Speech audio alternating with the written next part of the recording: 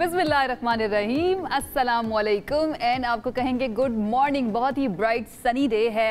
पिछले कुछ दिनों से हम देख रहे थे कि बारिश हो जाती थी जिसकी वजह से घटा वाला थोड़ा सा माहौल होता था, लेकिन आज खुली हुई हमें फ़ज़ा नज़र आई है। धूप जो है ना वो तेज़ होना दोबारा से शुरू हो चुकी है, लेकिन घबराना हमने नहीं है क्योंकि कहा जा रहा है कि कुछ दिनों के बाद दोबारा से बारिशों का सीज़न शुरू हो जाएगा। दिस इज सुबह से आगे। मेरा नाम आयशा यूसुफ है। मेरा नाम अना महमद है। मेरी तरफ से भी आपको बहुत बहुत वेलकम और आपको जुम्मा मुबारक हो। अच्छा, आयशा ने बात की ब्राइट की, तो ब्राइट कलर आपने पहना हुआ है, तो उससे से शायद आप रिलेट करिए। बड़ा अच्छा कलर आपने पहना है। से मैंने ना ये रखा हुआ के हिसाब से ये ड्रेस मैंने रखा हुआ था ना। आई वाज स्केप्टिकल, मुझे पहनना चाहिए नहीं पहनना चाहिए। फिर आज मैंने कहा कि कोई मसला नहीं, आज पहन ही लेते हैं। तो आई होप स्क्रीन के ऊपर अच्छा नजर आ रहा होगा। अगर आपको अच्छा लग रहा है तो हमें हमारे सोशल मीडिया, हमारे डिजिटल के ऊपर जरूर बताइएगा। बहरहाल जी, मेरी तरफ से भी आपको जुम्मतुल मुबारक जो है ना वो बहुत अच्छी तरह से गुजारने की मैं कोशिश भी करूंगी और आपको तलकीन भी करूंगी कि अच्छे से गुजारना चाहिए। हमारी ज़िंदगी बड़ी तेज़ तेज़ चल रही होती है आना, और उसके अंदर वीकेंड तो आता है, लेकिन वीकेंड के साथ हमें कोई दिन एक ऐसा भी चाहिए होता है जिसमें हम थोड़ा सा ठहर जाएं, थम जाएं। और जुम्मे के बारे में कहा जाता है ये वो दिन होता है कि क्योंकि इसके बाद वीकेंड भी आ रहा है और अल्लाह ताला की तरफ से एक ऐसा दिन है जिसमें रहमतें और बरकतें बहुत ज़्यादा होती हैं, तो हमें थोड़ा सा थमने का मौका देता है। सिर्फ हमें देखने की ज़रूरत है, समझने की ज़रूरत है। मेरे ख्याल से जो वीकेंड आता है ना, खासतौर पर जो वर्किंग लोग हैं हमारी तरह, आपकी तरह, सब लोग, उनके लिए इसलिए भी अच्छा है कि उनकी नींद ज़रा अच्छी हो जाती है। नींद पूरी करने का मौका 2 दिन के लिए मिल जाता है। हाँ। मैं तो ये करती हूँ कि 2 दिन फिर देर तक सोना है। नहीं तो वीकडेज पे आप अच्छी तरह नहीं सोती? वीकडेज में फिर जल्दी आना होता है ना ऑफिस। हाँ, तो नहीं आप फ्रेश होती है या नहीं होती है बताएं? फ्रेश होती हूँ, बट मैं वीकेंड का इंतजार इसलिए भी करती हूँ, मुझे लगता है कि देर तक सोने का जो एक मौका है ना वो आपको वीकडेज में नहीं मिलता, क्योंकि मैं ऐसी बंदी हूँ जो देर तक सोती हूँ। चलो कोई बात नहीं, समटाइम्स नहीं भी होती, हमारी भी नींद समटाइम्स ऐसा होता है नहीं पूरी होती, लेकिन हमारी आप डेडिकेशन चेक करें, हम फिर भी आते हैं सुबह के वक्त और एक स्माइल के साथ कोशिश करते हैं कि अपनी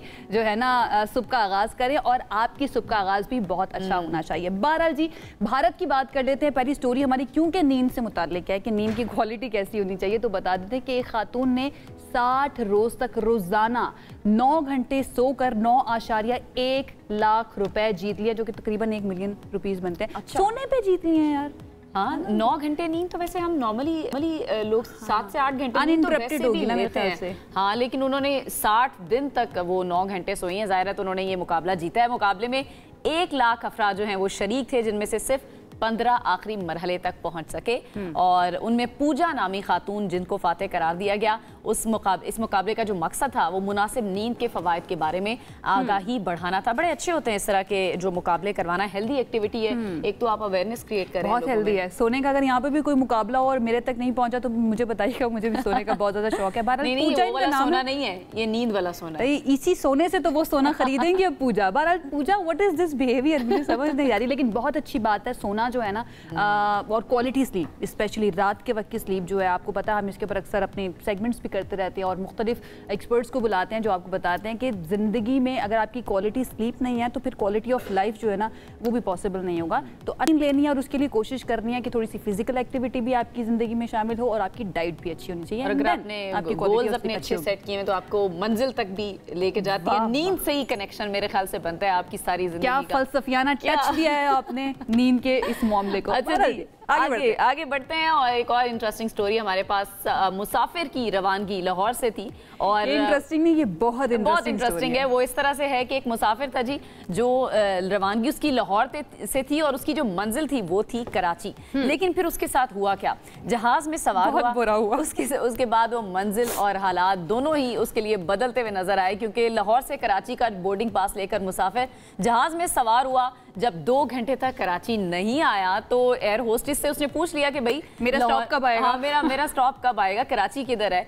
तो फिर जब उसको बताया गया तो उसके होश उड़ गए। क्या बताया उसको बताया ये गया, भैया आप तो जद्दा की परवाज में बैठ गए और जद्दा पहुंच चुके हैं। अच्छा, इस सारी सिचुएशन के ऊपर अपना तज्जिया भी देते हैं, लेकिन उस मुसाफिर की क्या हालत हुई जरा सुनते हैं। जहाज लगे हुए थे डोमेस्टिक जहाँ पर एयरलाइन होती है उस जगह पर, तो मैंने ये दिखाया एयर होस्टेस को। जब अगर मैं गलत जहाज़ में चला भी गया था तो ये फ़र्ज़ तो एयर होस्टेस का होता है, वहाँ पर आप जाके पूछते हैं। ना मेरी कोई इमिग्रेशन हुई, ना मेरे पास पासपोर्ट, ना मेरे पास कोई वीज़ा। 2 घंटे के बाद मैंने बताया कि सर मेरी तो फ़्लाइट तो कराची पहुँचनी थी, लैंडिंग क्यों नहीं हो रही। तो पूरा जो अमला था वो परेशान था। वो मुझे ही कह रहे हैं कि आपकी गलती है। तो भाई मेरी गलती क्यों है? मैंने उनसे कहा कि सर आप मुझे बताएं मैं दोबारा कराची कैसे जाऊँगा। तो मुझे कहने लगे आपको 2-3 दिन लग सकते हैं, हमने ईमेल कर दी है, अभी FIA वालों से आप अपनी जान छुड़ाएं। तो मेरी तो कोई गलती नहीं थी, मैं गया, FIA वाले ने मुझे सपोर्ट भी किया। मैं बिल्कुल इनको सेकंड करूंगी, इनकी कोई गलती नहीं थी। समटाइम्स ऐसा होता है कि पहली मर्तबा जब आप एयर ट्रैवल कर रहे होते हैं ना, आपको नहीं समझ आ रही होती है आपने जाना कहाँ पर है, एयरपोर्ट का अमला जो होता है उसकी जिम्मेदारी होती है भाई कि उसने बताना है कि आप टिकट्स को देखकर, एंड देन कितनी सारी लेयर्स होती है जब आप इंटरनेशनल ट्रैवल कर रहे होते हैं। आपके पास पासपोर्ट होना चाहिए भाई, उसके बाद इमिग्रेशन आता है, इमिग्रेशन से पहले जब आप टिकट लेने के लिए काउंटर पे जाते हैं वहां पर आपको बताया जाता है। आई डोंट नो, जिस टाइम बोर्डिंग हो रही थी मुश्किल में, हाँ बिल्कुल आप सही कह रही हैं, बोर्डिंग हो रही थी तो क्यों चेक नहीं किया गया, लेकिन उस बेचारे के लिए तो मुश्किल खड़ी हो गई ना। आप दूसरे मुल्क वो चला गया, नहीं मुफ्त में वो जद्दा की सैर करके आ गया, एयरपोर्ट से बाहर ही बेचारा कैसे निकलेगा, कोई नहीं चला जद्दा एयरपोर्ट ना कुछ है ना कोई डॉक्यूमेंट्स हैं, तो उसके लिए तो मसाइल खड़े हो गए। वो बड़ा वीडियो भी देख रहे थे, काफी परेशान नजर आ रहा था बेचारा, डरा सहमा था कि मेरे साथ हुआ क्या। अच्छा बहरहाल उसकी कोई गलती नहीं है, यहाँ पर हमें ये भी इंतजामिया देखिए कोशिश कर रही थी कि उसके ऊपर डाल दी जाए कि भाई आपकी गलती है, आप सही तरह से सही जहाज में नहीं बैठे। भाई आप जब बोर्डिंग हो रही होती है तो क्यों नहीं देख रहे होते? आपने पासपोर्ट चेक करना होता है, बोर्डिंग पास चेक करना होता है, बगैर बोर्डिंग पास चेक किए और बगैर पासपोर्ट के आपने एक मुसाफिर को जो है ना, ये तो सिक्योरिटी का ट्रैवल का निशान है, कोई कहीं भी जा सकता है। एग्जैक्टली, बिल्कुल ऐसे इसके ऊपर थोड़ा सा कंसर्न भी होना चाहिए, फन पार्ट एक तरफ, लेकिन कंसर्न भी होना चाहिए। It is very very important. एक और चीज़ जिसके ऊपर मैं हमेशा बहुत कंसर्न रहती हूँ वो ये है कि टेक्नोलॉजी जो है ना वो हमारी जॉब्स लेकर जा रही है। अब शेफ्स के पीछे भी पड़ चुकी है, एक तरह से अच्छा भी है, टेक्नोलॉजी की इंटीग्रेशन होनी चाहिए, लेकिन जनाब फिर ऑल्टरनेट जॉब्स जो हैं ह्यूमन बीइंग्स के लिए वो भी आनी चाहिए। बताएं क्या स्टोरी है? स्टोरी हमारे पास ये है कि अब खाना AI शेफ बनाएंगे। जी हाँ, दुबई में एक ऐसा रेस्टोरेंट सितंबर में खुलने जा रहा है जो कि खुद को मुस्तकबिल का डाइनिंग तजुर्बा करार दे रहा है। यहाँ पर खाना जो है वो रोबोट्स यानी AI से बनाया जाएगा। अच्छा। फिलहाल जो है वहाँ पर इंसानी खाना तैयार करें। अच्छा, फिलहाल इंसान करे, लेकिन रेस्टोरेंट का मेन्यू, माहौल और सर्विस जो है वो सब कुछ एक जदीद AI शेफ यानी शेफ एमन या आयमन भी इसको हम कह सकते हैं। AI मैन, बेसिकली ये AI और मैन, अच्छा दो से जुड़ के AI मैन, तो आयमन भी कह सकते हैं। आपके मूड पर डिपेंड करता है, मैं तो इसको एमन कहती हूँ, ज़्यादा बेहतर है। अच्छा, इसका जो है ना ये कहा गया है कि खानों के साइंसी मुताले, मॉलिक्यूलर कंपोजिशन डेटा और दुनिया भर की हज़ारों रिवायती रेसिपीज से इसको तरबियत दी गई है। रेस्टोरेंट के बानी जो है अहमद अवेतन चाकर, उनके मुताबिक ये शेफ़ जो है ये जायके, तीखापन और अज्जा का मुनफरिद कॉम्बो तैयार करता है। और चूंकि शेफ आयमन जो है किसी खाने को चख नहीं सकता, इसके लिए तख्लीक करदा फूड प्रोटोटाइप्स को जो माहिर शेफ्स हैं उनकी सरबराही में इंसानी शेफ्स चखते हैं और फिर अप्रूव करते हैं कि ये दिया जाना चाहिए मेन्यू में या नहीं दिया जाना चाहिए। ये वैसे घरों के लिए भी ऐसे अगर आ जाए AI तो आप अच्छा है। अम्मियाँ भी चेंज करनी है क्या? अम्मियाँ चेंज नहीं करनी, अम्मियों को रेस्ट करानी है। अम्मी के हाथ का खाना नहीं खाना, अम्मी के हाथ का कभी कभी खाएंगे ना, लेकिन वो कहते हैं ना कि अम्मी को भी कभी रेस्ट की जरूरत होती है।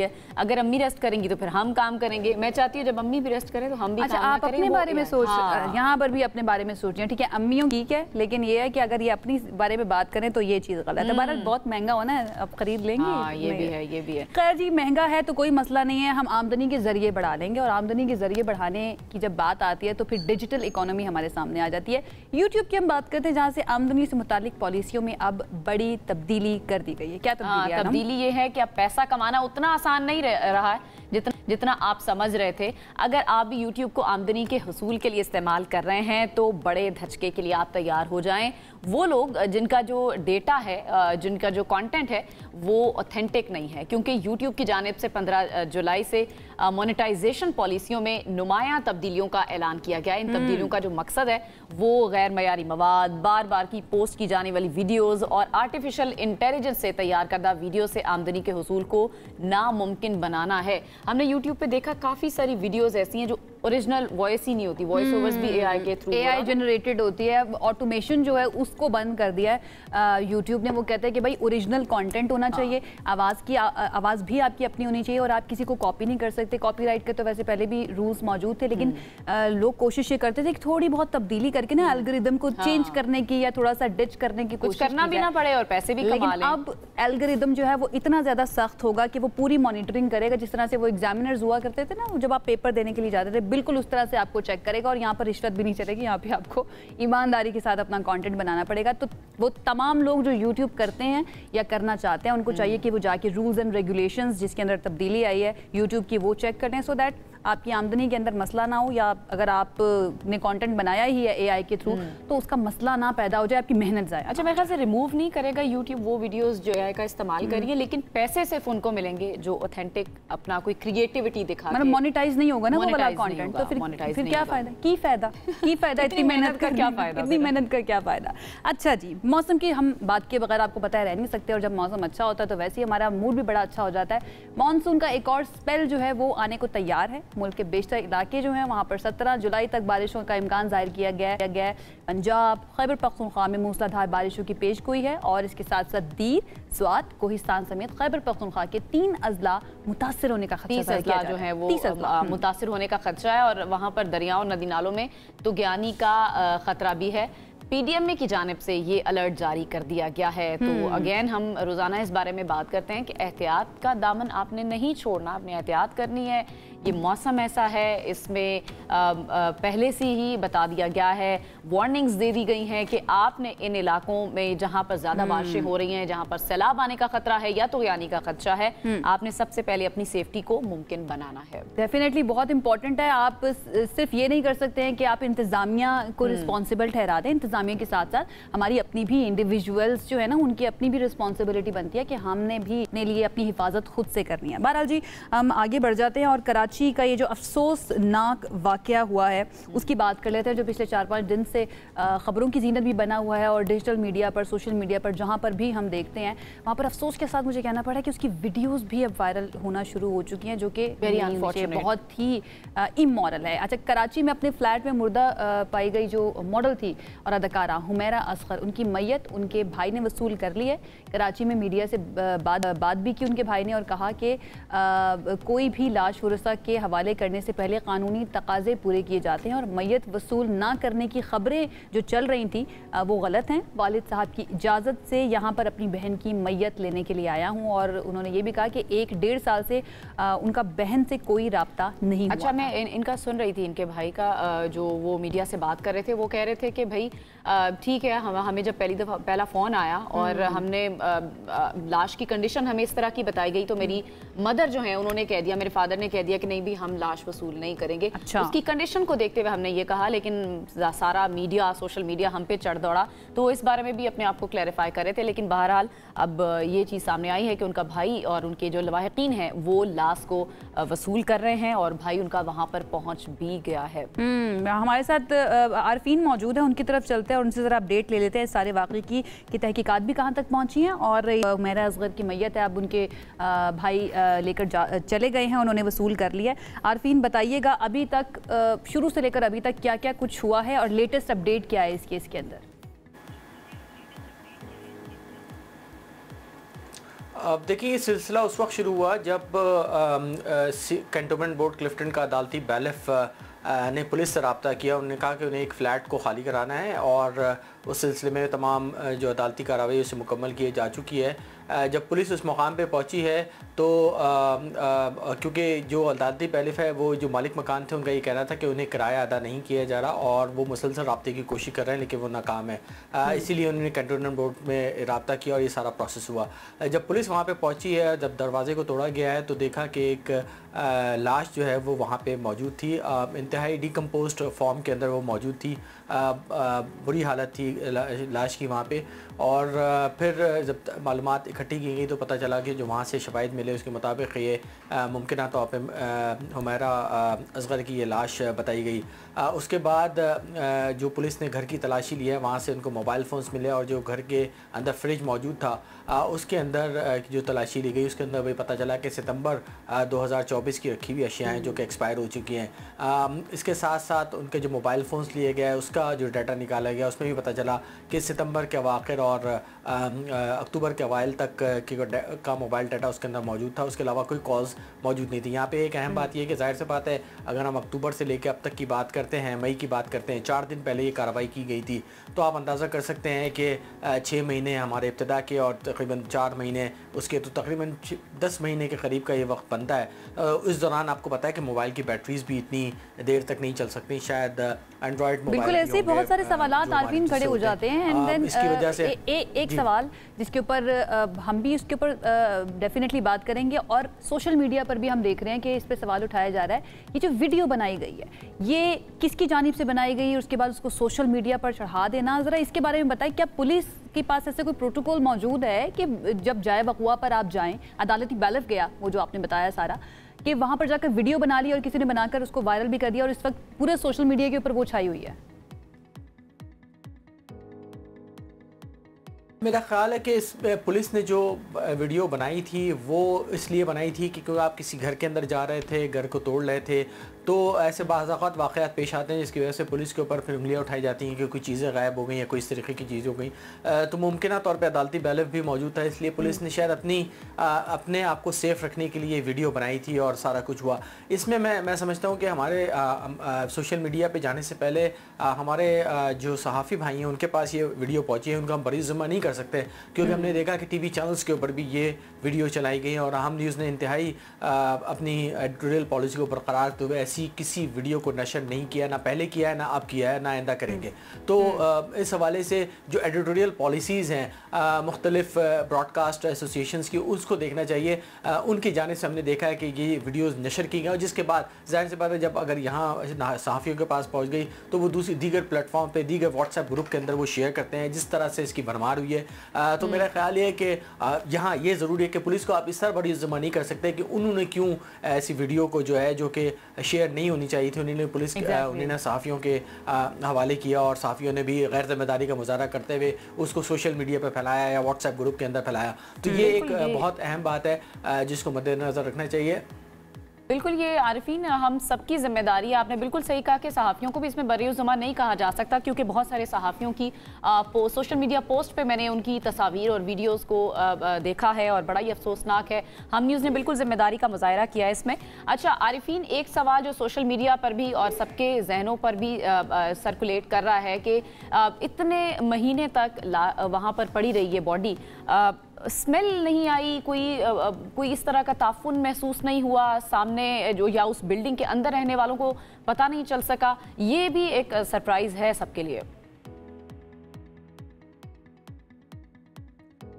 देखिए, पुलिस का दावा ये है कि ये बॉडी जो है तकरीबन अक्टूबर से यहाँ पे मौजूद है। अक्टूबर के पहले हफ्ते के बाद मुमकिन तौर पे उनका जो है वो डेथ हुई है उनकी, और उसके बाद से ये एक 5 मंजिला इमारत है जिसके अंदर ये रहती थी, एक फ़्लैट था और हर मंजिल के ऊपर 2 फ्लैट वाक़ थे।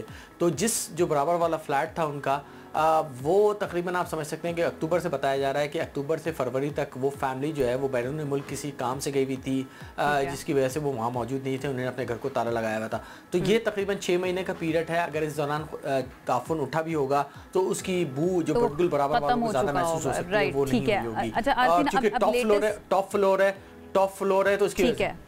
ठीक है, लेटेस्ट अपडेट बता दीजिएगा। अब तदफीन जो है वो लाहौर में ही होगी, क्योंकि इससे पहले कहा जा रहा था कि एक और एंटरप्रेन्योर जो हैं उनकी तरफ से भी इनकी बॉडी को जो है रिटेन करने की बात की जा रही थी, लेकिन अब उनके भाई जो हैं, भाई और उनके लवाकिन वो लेकर चले गए। लेटेस्ट इस केस में अब तक क्या हुआ है ज़रा वो बता दीजिएगा। मैं एक चीज़ को क्लैरिफाई कर दूं कि जो पुलिस का दावा है इस हवाले से वो ये कि उन्होंने उनकी फैमिली से रब्ता किया था, जैसा कि उनके भाई भी बता रहे हैं कि उनके वालिदैन से रब्ता किया गया, उन्होंने लाश वसूल करने से इनकार कर दिया था। इसकी दीगर वजूहत नहीं, लेकिन हम इसमें बहस में हम नहीं चाहते, क्योंकि फैमिली ने अब लाश वसूल कर ली और वो तदफीन के लिए ले गए। लेकिन ये बात बहरहाल अपनी जगह मौजूद है कि फैमिली ने इब्तदाई तौर पर लाश वसूल करने से इनकार कर दिया था और ख़ातून का रब्ता अपनी फैमिली से भी काफ़ी अरसे से मौजूद नहीं था। उनके भाई भी इसकी तस्दीक करते हुए नज़र आते हैं।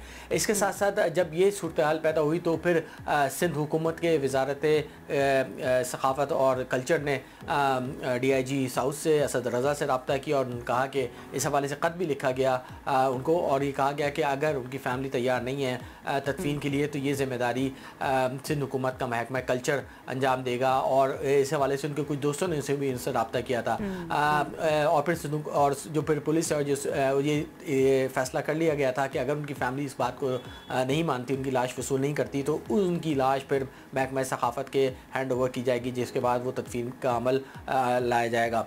लेकिन इसके साथ साथ मैं एक और अहम बात आपको बता दूँ कि जो बॉडी के जो मुख्तलिफ आज़ा हैं जो मिले हैं वहाँ से, और जो उनके खून के नमूने हैं वो भी ले लिए गए हैं, DNA के लिए भी सैम्पल्स कलेक्ट कर लिए गए हैं, उनकी रिपोर्ट आना अभी बाकी है। लेकिन इब्तदाई तौर पे पोस्टमार्टम की रिपोर्ट बताया जा रहा है कि वो आ चुकी है, और उसके अंदर चूँकि डीकम्पोज बॉडी और इब्तदाई पोस्टमार्टम रिपोर्ट है, तो उन्हें वजह डेथ जैसे कह सकते हैं, वजह मौत अभी तक उसके अंदर उसका तयन नहीं किया जा सके कि क्या है। और मुमकिन तौर पर ये जो ब्लड सैम्पल्स हैं या दीगर सैम्पल्स दिए गए हैं, लेबॉर्ट्री को भेजे गए हैं, उसके बाद इस बात का तयन हो सकेगा कि इनकी वजह मौत क्या थी।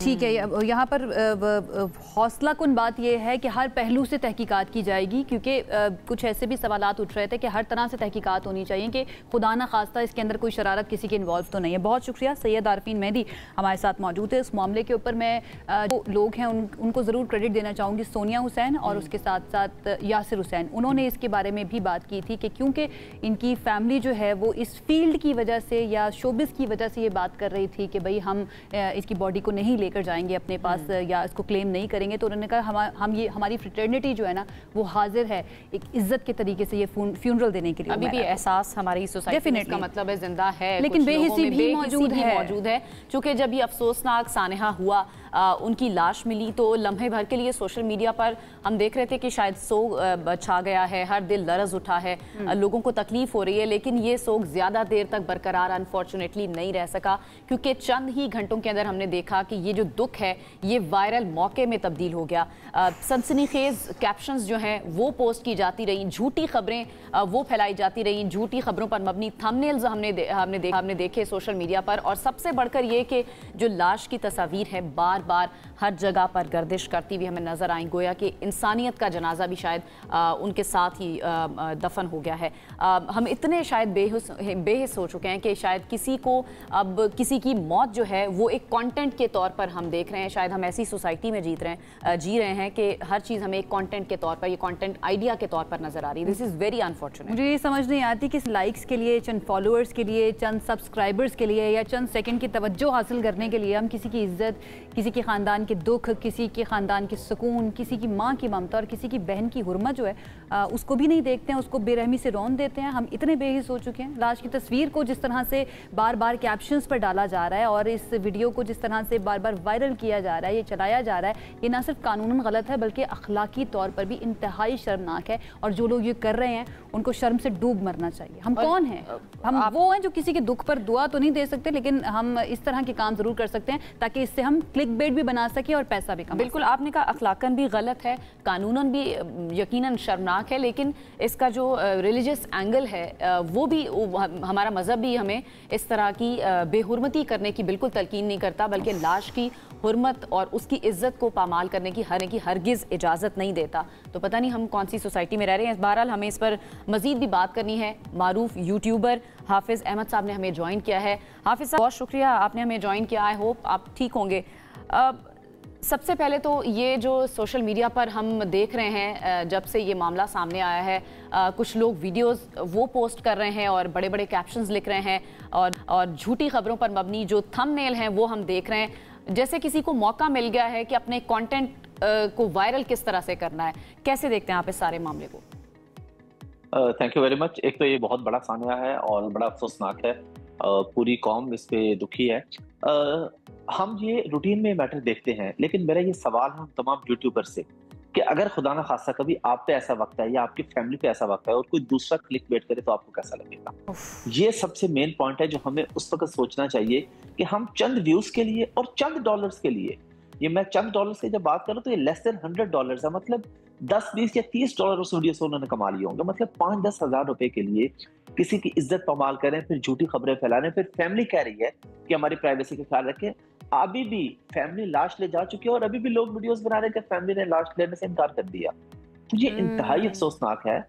ऐसे मौके पे मैं नहीं समझता कि मैं बहुत अरसे से कंटेंट बना रहा हूँ, लेकिन मैंने कभी भी ऐसा, अभी ये आप खुद से बात कर रहे हैं, इससे पहले मेरे पेज पे, मेरे यूट्यूब पे इस किस्म का कोई कंटेंट नहीं है, क्योंकि मुझे ये था कि ठीक है, खबर एक आ रही है, ऑथेंटिक सोर्सेज से, न्यूज़ चैनल्स हैं, वो बता रहे हैं चीजें, तो क्या जरूरत पड़ी है यूट्यूबर्स को कि उठ के और मुझे लगता है तरीकाकार भी यही होना चाहिए। एक तो ये चीज़ है कि आप ठीक है, आपने पैसे कमाने हैं, हर कोई चाहता है कि उसको पैसे कमाने हैं, लेकिन उसके अंदर आप बिल्कुल ही अखलाकी पहलू जो है उसको साइड पर कर दें।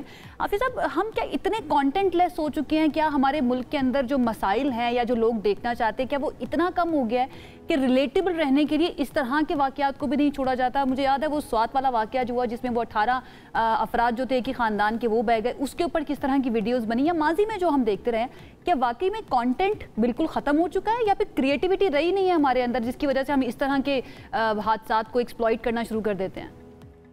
आपकी बात बिल्कुल दुरुस्त है। इसमें सवात वाक़े पे भी, और अभी जो पहले आप बात कर रहे थे कि लाश की बेहुरमती की जा रही है, वो दिखाई दे रहा है। अब सवात थाने में जो लोग चले गए, उनकी तस्वीरें बार बार थंबनेल में लगा के हम लोग साबित क्या करना चाहते हैं? इससे साबित तो सिर्फ यही होता है कि जो भी बंदा ये काम कर रहा है, ये बंदी ये काम करे, उनको सिर्फ व्यूज चाहिए। और यहाँ पे तो उनको ये सोचना चाहिए था कि एक एक्ट्रेस, एक अदाकारा जो इंडस्ट्री में काम कर रही है, उसके साथ ये हुआ है, उसी पे ये व्यूज बना रहे हैं, मतलब जो इस फील्ड की है। तो कल को अगर आपके साथ कोई ऐसा करे तो आपको कैसा लगेगा?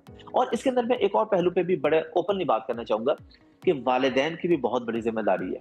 जो भी बंदा कंटेंट बना रहा है, उनके वालिदैन की भी, कि भाई उसे कुछ समझा लें कि भाई तुम ये कैसा बेटा, कैसा कंटेंट बना रहे हो। आसपास के दोस्त बजाय हंसने के और बजाय कहने के वाह वाह यार तेरे मिलियन व्यूज आ गए, भाई लानत है ऐसे मिलियन व्यूज के ऊपर जिस पे आप किसी की जिम्मेदारी, हाफिज साहब, जिम्मेदारी उन लोगों की भी है जो आगे शेयर करते हैं उसको। देखिए, फैलाते तो दूसरे लोग हैं ना, कुछ लोग जो चंद हैं वो कंटेंट बना देंगे, लेकिन ये वायरल करने वाले भी उतने ही जिम्मेदार हैं। 100% उतने ही जिम्मेदार है। और मैं जिस टॉपिक पे था वो बेसिकली, मैं बड़ा अनफॉर्चुनेट है लेकिन मुझे ओपनली कहना पड़ेगा कि ये जो वाकया हुआ है, इसमें इनके वालिदैन और इनके रिश्तेदार, उनके दोस्त कहाँ थे? वालिदैन कभी भी अपने बच्चों को इस तरह नहीं करते कि उनसे कथा ताल्लुकी करते। बच्चा या बच्ची जो भी कर ले भाई, कुछ भी कर ले, किसी भी तरफ चला जाए, अगर माँ बाप के साथ रहेगा, माँ बाप बहन भाई दोस्त रास्ते में रहेंगे, तो इस तरह के वाकया तो नहीं होंगे।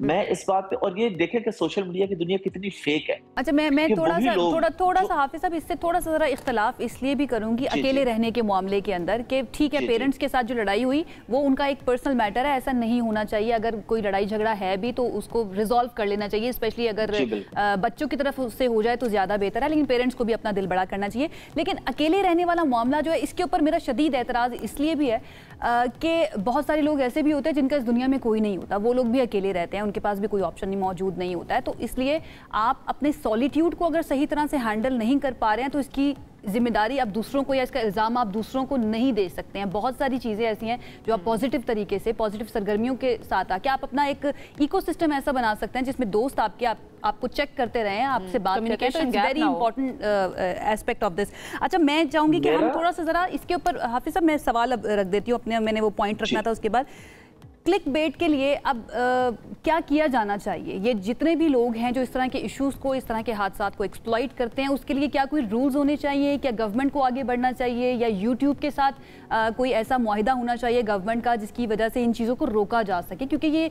At the end of the day हमारे माशरे के अंदर ख़राबी ही पैदा करते हैं। बिल्कुल, इस पे मैं आऊंगा, लेकिन आपने जो बात की उसको मैं कंटिन्यू करना चाहूंगा। मैंने ये नहीं कहा कि वो अकेली क्यों रह रहे। मेरा सवाल ये है कि क्या आपके आसपास के लोग इतने बेहिस्से हैं, आपकी फैमिली, आपके दोस्त, आपके कजन्स, कि कोई भी बंदा आपके लाइफ में ऐसे नहीं जो ये कहे कि मेरा इतने दिन से राब्ता नहीं हो रहा, चेक तो कर ले, पता तो कर ले। तो ये हमारे मुआशरे की भी बेहिस्सी है, ये मैंने मुआशरे की बेसिक पे मैं बात कर रहा हूँ। बाकी आपने जो कानून की बात की है, कानून बिल्कुल ऐसा होना चाहिए, यूट्यूबर्स के लिए खास तौर पे होना चाहिए। अब देखें, आप जो टीवी चैनल्स है वो तो पैमरा के अंडर आते हैं, यूट्यूबर्स किसके अंडर आते हैं? मतलब जो मर्जी कहानी, जो मर्जी झूठ गढ़ दें, जो मर्जी बोल दें, और फिर उसको देखने वाले भी। आप भी तो कंटेंट बनाते हैं ना, हम आपका बड़ा मैच्योर कंटेंट देखते हैं, आप जैसे और भी लोग हैं। कोई रूल्स रेगुलेशंस तो होंगी ना यूट्यूब की, कुछ तो एसओपीज होंगी जिनको आप फॉलो करें या दीगर फॉलो करें। क्या है वो एसओपीज, या किन चीजों को मद्देनजर रखा जाना चाहिए? नहीं, अनफॉर्चुनेटली इस तरह यूट्यूब का ओपनली कुछ नहीं है, जब तक कि कोई रिपोर्ट ना करे कि ये बंदा ये बंदी रेगुलर जो है फेक न्यूज फैला रहे हैं। तो ये यूट्यूब तो हम बहुत बड़ी बात करें, यूट्यूब ना इन चक्रों में पड़ेगा ना उसके पास इतना टाइम है। ये हमारे मुल्क के, हमारे इदारों की जिम्मेदारी भी तो है गवर्नमेंट की तरफ से जो बनाया गया था। फेक न्यूज की आपने खुद ही बात कर दी, उस चीज को हैंडल करने के लिए तो वो क्या बिल्कुल भी इसके अंदर काम नहीं कर रहा है, या उसका कोई असर नहीं हो रहा है? बिल्कुल कोई असर नहीं हो रहा ना, उन्होंने तो कोई एक्शन नहीं लिया। लेकिन यहाँ पे ये लोग कुछ ना कुछ जो ग्रे एरियाज होते हैं ना उसका फायदा उठा जाते हैं। नहीं देखें, हमने तो वही बात बताई जो फलां चैनल ने कह दी या फलां ने कह दी, लेकिन आगे पीछे अपनी बातें लगा देते हैं। तो मेरे ख्याल में जब भी मुल्क में कोई ऐसा वाकया हो ना, अफसोसनाक वाकया कोई भी हो, तो मेरा ओपनली इस पे है, मेरे पे भी और सारे यूट्यूबर्स पे पाबंदी होनी चाहिए कि भाई आपने नहीं बोलना। टीवी चैनल्स हैं, ऑथेंटिक इंफॉर्मेशन लेके आएंगे, फेक न्यूज कोई नहीं होगी, बस वो बात करें, आपकी बात करने की जरूरत नहीं है। इसीलिए मैंने इसका कंटेंट नहीं बनाया कि मैंने कहा कि बस बन रहे एक इंफॉर्मेशन आ रही है और ये एक दुख का मौका है। बहुत बहुत ही इम्पोर्टेंट पॉइंट जो है ना ये उठाया है, क्योंकि न्यूज चैनल्स जब कोई भी इंफॉर्मेशन लेकर आता है या उनके डिजिटल मीडिया के हैंडल्स कोई इंफॉर्मेशन लेकर आ रहे हैं तो ये यकीन होता है कि वो ऑथेंटिक न्यूज होगी। अगर एक आम शख्स बैठ के अपने यूट्यूब के ऊपर बात कर रहा है तो उसकी ऑथेंटिकेशन कोई मौजूद नहीं है। आप हमारे साथ ही मौजूद रहेगा, हमें मारूफ अदाकार हैं यासिर हुसैन, उन्होंने भी ज्वाइन कर लिया। उनकी तरफ चलते हैं और उनका पॉइंट ऑफ व्यू भी लेते हैं। Yasir, thank you so much हमें ज्वाइन करने के लिए। आपका मैं सोशल मीडिया देख रही थी, स्पेशली आफ्टर दिस इंसिडेंट, ये जो हुमैरा के साथ हुआ, उसने कहा कि ये फ्रेटर्निटी जो है हाजिर है, क्योंकि इस फ्रेटर्निटी की वजह से उसकी फैमिली ने हुमैरा को डिसओन किया था। और फिर सोशल मीडिया ने जिस तरह से बिहेव किया है इस सारी सिचुएशन में, जिस तरह से क्लिक बेट के लिए इस्तेमाल किया गया है इस सारे इंसिडेंट को, इसके ऊपर आपका टेक मैं जानना चाहूँगी सबसे पहले। अच्छा, मैं समझता हूँ कि ये आज इसकी बात करना कि सोशल मीडिया ने किस तरह इस पर रिएक्ट किया, मेरे ख्याल में अब सोशल मीडिया को कंट्रोल करना बड़ा ही मुश्किल काम है। ये अब हमारे हाथों से निकल चुका है। इसको कंट्रोल करने के तरीके बनाना जो है ना वो बड़ा ही एक लंबा प्रोसेस हो जाएगा और मेरा नहीं ख्याल उसमें कामयाबी मिल सकती है, क्योंकि जितना ज्यादा हम लोग सोशल मीडिया से घिर चुके हैं, यूट्यूब से घिर चुके हैं और फेक इन्फॉर्मेशन से घिर चुके हैं, ये बढ़ता ही जाएगा, ये कम नहीं होगा। मुझे लगता है बेहतर काम ये होगा कि हम इस बारे में बात करें कि सब कुछ इस कदर इंफॉर्मेशन होने के बावजूद भी हमारे यहाँ ऐसे वाकयात आए दिन हो रहे हैं कि लोग एक जगह पे उनकी वफात हो जाती है और उसके बाद कई दिनों तक किसी को पता नहीं चलता, फैमिली को पता नहीं चलता, दोस्तों को पता नहीं चलता। ये क्यों हो रहा है? ये सोसाइटी का जो ये रवैया है ये क्यों हो रहा है? डेफिनेटली इसको भी हम एड्रेस कर रहे हैं साथ साथ, और जब से ये इंसिडेंट हुआ है इसके ऊपर हम बात कर ही रहे हैं। ये जो सोशल मीडिया वाला एस्पेक्ट है इसके ऊपर हम इसलिए बात कर रहे हैं कि मुआशरा इतना बेहिस क्यों हो चुका है कि सिर्फ चंद क्लिक्स के लिए, चंद व्यूज़ के लिए, चंद सब्सक्राइबर्स के लिए या चंद फॉलोअर्स के लिए आप उस वीडियो को एक्सप्लॉइट करना, उन तस्वीर को या एक इशू को, एक हादसे को एक्सप्लॉइट करना शुरू कर देते हैं। बेसिकली हम इनसेंसिटिविटी जो है ना माशरे की, उसके ऊपर ज़रा बात करना चाह रहे हैं यासिर। मैं यही तो अर्ज कर रहा हूँ कि इनसेंसिटिविटी जो है वो ओवरऑल इतनी ज़्यादा हो चुकी है कि किसी के मरने से जब आपको फ़र्क ही नहीं पड़ रहा तो आप उसकी खबर बेचने में क्या फ़र्क पड़ेगा आपको? हमें तो ज्यादा फर्क इस बात से पड़ता था ना कि किसी की डेथ की खबर सुनते थे तो एक दिली अफसोस होता था। जब वो अफसोस ही होना बंद हो जाए तो फिर उसकी खबर बेचने में कैसा अफसोस? फिर तो ये तो सेकंड बात हो गई ना कि हम उसके बारे में जो फेक न्यूज चला रहे हैं या आई थिंक उसकी फैमिली के बारे में बात कर रहे हैं। तो यहाँ लोग किसी को अकेला छोड़ ही नहीं रहे। एक बंदी मर गई है, उसकी फैमिली ने अगर उसको डिसओन भी किया है तो उसकी फैमिली का और उसके साथ एक ताल्लुक है। हम क्यों जज कर रहे हैं उसको या उसकी फैमिली को कि किस वजह डिसओन किया, या फैमिली क्यों नहीं मिल रही थी, या फैमिली ने लाश लेने से इनकार क्यों कर दिया? अभी फैमिली कह रही है उन्होंने लेना, तो हम पहले से पहले इतना ज्यादा कुछ क्यों कह देते हैं? जैसे मैंने कहा कि जी वो पैटर्निटी हाजिर है, जिसकी वजह से ये मेरा अंदाजा था कि शायद इसी वजह से फैमिली ने इनकार कर दिया, क्योंकि अमूमन पाकिस्तान में बहुत ज्यादा देखा जाता है कि अगर कोई लड़की अपनी मर्जी से कोई फील्ड चूज करना चाहे, सिर्फ यही नहीं कोई और, या अपनी मर्जी से शादी करना चाहे तो फैमिली उसे डिसोन कर देती है। बट यहाँ मैं भी गलत हूँ कि मैंने बगैर सोचे समझे और जाने क्यों लिख दिया। तो मेरे ख्याल में हम लोग थोड़ा सा इमोशनल हो जाते हैं ज्यादा, या हम एज नेशन बड़े इमोशनल लोग हैं। और मतलब ये जहाँ पर होना चाहिए इमोशनल यासिर वहाँ पर होते नहीं, जहाँ पर सेंसिटिविटी दिखानी चाहिए वहाँ पर नहीं सेंसिटिविटी दिखाते हैं। अभी मैं जो एक्ट्रेस हैं सोनिया हुसैन, उनको भी सुन रही थी, कोई ग्रुप या कोई तंजीम बनाने के बारे में सोचा जा रहा है या कोई बनाई गई है जो लोग अकेले रहते हैं, चाहे वो एक्टिंग से रिलेटेड हों या किसी भी इसी फील्ड से रिलेटेड हों, ताकि उनके तहफ़्फ़ुज़ को मुमकिन बनाया जा सके, उनके साथ कनेक्टिविटी का कोई जरिया बन सके, कम्युनिकेशन चलती रहे। इस बारे में है आपके पास कोई कम्युनिकेशन? मेरे पास तो नहीं है, लेकिन मैं समझता हूँ कि कनेक्टिविटी का जरिया सिर्फ और सिर्फ ये नहीं कि आप किसी को फोन करके पूछें। अक्सर किसी को मैसेज कर लेना, इंस्टाग्राम पे कोई मीम शेयर कर लेना, किसी को स्टोरी में टैग कर देना, इससे भी उसका अता पता रहता है। कोई उसको रीशेयर कर देता है, मेरे ख्याल में मैं सिर्फ फ्रेटर्निटी की बात करूंगा कि फ्रेटर्निटी में भी ना सब लोग बहुत ज्यादा मेरे ख्याल में प्री ऑक्यूपाइड हैं, सब लोग बहुत ज्यादा कामों में मसरूफ हैं, इतना ज्यादा काम को सीरियस ले लिया है कि उसकी वजह से ये सारे मसाइल भी पैदा हो रहे हैं। मरहुमा जो थी वो भी, मैं उनके इंटरव्यू सुन रहा था, वो भी काम को बहुत सीरियस लिया हुआ था उन्होंने कि अपने गोल्स को और जो उन्होंने एम किया था इंडस्ट्री में। मेरे ख्याल में ये सारी चीजें मेंटल हेल्थ में बहुत ज्यादा इफेक्ट करती हैं, बहुत ज्यादा फर्क पैदा होता है आपकी जिंदगी में मेंटल हेल्थ से। तो मेंटल हेल्थ और इस तरह के इश्यूज पे ज्यादा बात होनी चाहिए। बाकी जहां तक सवाल है कि ऐसा कोई ग्रुप बनाना जिससे, उस पर ग्रुप की जरूरत भी नहीं है, आप इंडिविजुअली भी ये सारे काम कर सकते हैं। जब ये खबर मैंने सुनी तो मेरी अपनी 2 साथी फनकारा हैं जिनसे मेरी लास्ट बात 2024 में हुई थी, मैंने कल उन लोगों को मैसेजेस किए, सलाम दुआ की, घबरा गया मैं थोड़ा सा। I completely agree with you. और ये मुझे भी ख्याल आया यासिर, ये मैंने भी किया कि हम दूसरों के ऊपर तो तनकीद कर रहे हैं कि अब आपको सारी नसीहतें याद आ रही हैं, क्या हम अपना जो हमारी जिम्मेदारी है वो पूरी कर रहे हैं, फर्ज पूरा कर रहे हैं। तो वो जिन दोस्तों से 2-3 साल से बात नहीं हुई थी, उनसे बात की कि वो ठीक है। आप अपना फोन उठाकर देखें कितने लोग हैं जिनसे आपकी बात ही नहीं हो रही। एग्जैक्टली। अगर कल खुदा न खास्ता उन्हें कुछ हो जाता है तो क्या आप कसूरवार हैं? नहीं, आप इतने मसरूफ हैं, कहाँ सबसे बात हो सकती है। लेकिन कोशिश करनी चाहिए, हम कोशिश कर सकते हैं जरूर। तो कोशिश ये करनी चाहिए किसी भी तरीके से कनेक्टेड रहने की कोशिश करें, सिर्फ व्हाट्सएप या कॉल नहीं है, और 10 चीजें हैं। कहीं ना कहीं किसी को कोई मैसेज डाल दिया, कोई बात कर ली, कहीं किसी से पूछ लिया, तो ये जरूरी है। और सोसाइटी इसी तरह बनती है, वरना अब जो हाल हो गया सोसाइटी का वो यही है कि देखें ना, पड़ोसियों तक ने नहीं पूछा कि साथ घर में कौन रह रहा है। लेकिन यासिर, लोगों को एजुकेट करना भी बड़ा ज़रूरी है। घरों में जो तरबियत है पेरेंट्स की तरफ से, वो भी बच्चों के लिए बड़ी ज़रूरी है। आप कमेंट्स उठा के देख लें इस इंसिडेंट के बाद, इस खातून के बारे में किस तरह से वल्गर कमेंट्स भी हमें देखने में मिल रहे हैं। तो पहले तो अपने घर से शुरू करना पड़ेगा, माँ बाप को अपने जो ख़ास तौर पर जो लड़के हैं उनको एजुकेट करना पड़ेगा, उनकी तरबियत बेहतर होनी चाहिए। अच्छा, मैं यहाँ जेंडर की बात बिल्कुल नहीं करूँगा, ना मानूंगा, क्योंकि मैं जो कॉमेंट खवातीन के भी देखता हूँ सबसे ज्यादा तो वो भी जज कर रही होती हैं। एक खातून फनकारा को सबसे ज्यादा जज तो खवातीन करती हैं, उसके कपड़ों पे, उसके मेकअप पे, उसके नो मेकअप पे, उसकी प्रेगनेंसी पे, उसकी किसी भी चीज पे खवातीन जिस तरह कमेंट्स करती हैं वो ज्यादा बुरा यूं लगता है कि हमें आज तक लगता था कि जो खवातीन हैं वो जरा ज्यादा सेंसिटिव होती हैं। ठीक है, ऐसे ही है, ऐसे ही। I agree with you. बहुत शुक्रिया, thank you so much. Yasir Hussain, famous actor, हमारे साथ मौजूद थे। हाफिज, मैं आपकी तरफ आना चाहूँगी, क्या किया जाना चाहिए, कौन रिस्पॉन्सिबल है, और सबसे ज़्यादा रिस्पॉन्सिबिलिटी किसकी बनती है? क्या पेरेंट्स की बनती है, यूट्यूबर्स की खुद की बनती है, गवर्नमेंट की बनती है, सोसाइटी की बनती है? करना क्या चाहिए? सबसे बड़ी जिम्मेदारी तो आपकी खुद की है। 1-2 साल पहले की बात मैं आपको बताता हूँ। शराफत बलोच एक सराय की सिंगर है, वो 7 लोग जो हैं नहर में, उनकी डेथ हो गई नहर में गिर के मियांवाली के पास, उनके भाई और बाकी लोग थे। मैंने उनसे ना पॉडकास्ट कर रखी थी उनकी वफात से कुछ अर्सा पहले। मेरे वो दोस्त थे, मेरे छोटे भाई के 2 साथी आते रहते थे लाहौर। मुझे मेरी टीम ने कहा कि सर कल ये वाकया हो गया, आज हम उनका कोई क्लिप चला दे। मैंने कहा अगले 3 महीने तक उनका कोई क्लिप नहीं चलाना। मतलब इस मौके पे कोई क्लिप उनका नहीं चलाना, क्योंकि उस वक्त वो खबरों में थे, क्लिप चलता तो ऑफ कोर्स उस पे एक्स्ट्रा व्यूज आते। तो ये जिम्मेदारी आपकी अपनी है। 1-2 और भी ऐसे वाकयात हो चुके हैं कि जब मैं देखता हूँ ना किसी बंदे के साथ कोई हादसा पेश आया और मेरे पास उसका कोई क्लिप मौजूद है, तो मैं उस मौके पे उसका कोई क्लिप नहीं चलाता अपने यूट्यूब चैनल पे, अपने फेसबुक पे। तो ये जिम्मेदारी आपकी अपनी है। इतनी थोड़ी सी जो हया है वो इंसान के अंदर होनी चाहिए, थोड़ी सी शर्म होनी चाहिए। ये यार एक बंदा दुनिया से चला गया है या एक के साथ कोई और हादसा पेश आ गया, आप उस टाइम पे अपने व्यूज के चक्कर में, तो अगर आप पॉजिटिविटी फैलाएं, और पॉजिटिविटी फैला के भी आप पैसा बना सकते हैं।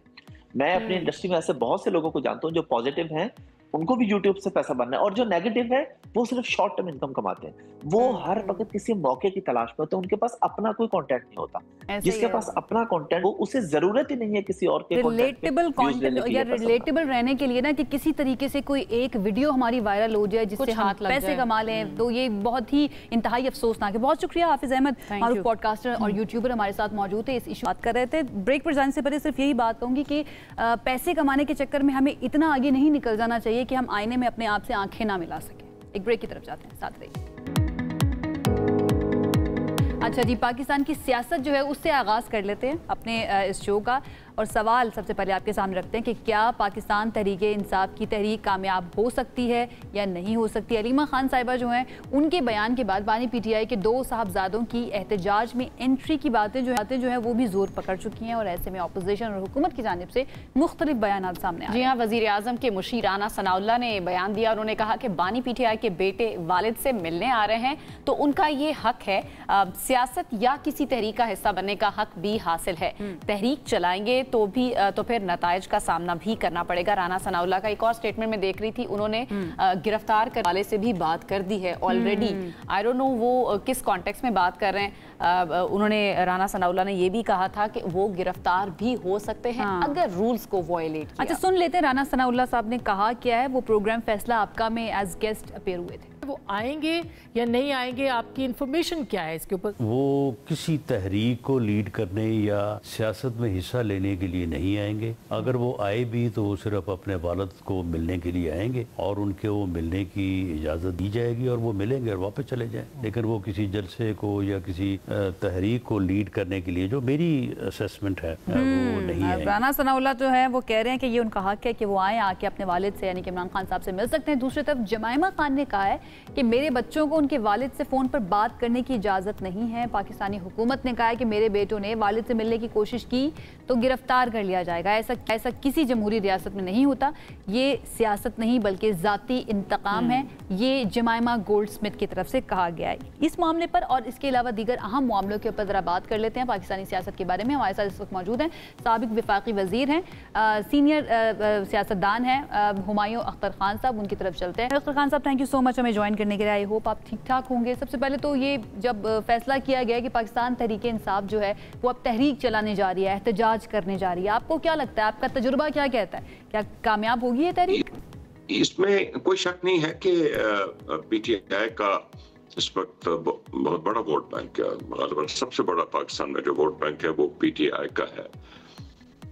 लेकिन आपने बार बार ये देखा है कि वो स्ट्रीट पावर एक्टिवेट नहीं कर सके।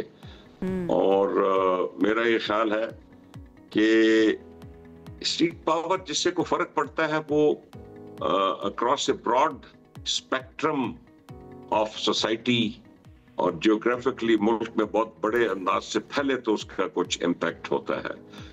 इनका कि लॉन्ग मार्च होगी, शॉर्ट मार्च होगी, इसका इम्पैक्ट नहीं होता। और आपने बार बार इस चीज को पाकिस्तान में देखा है।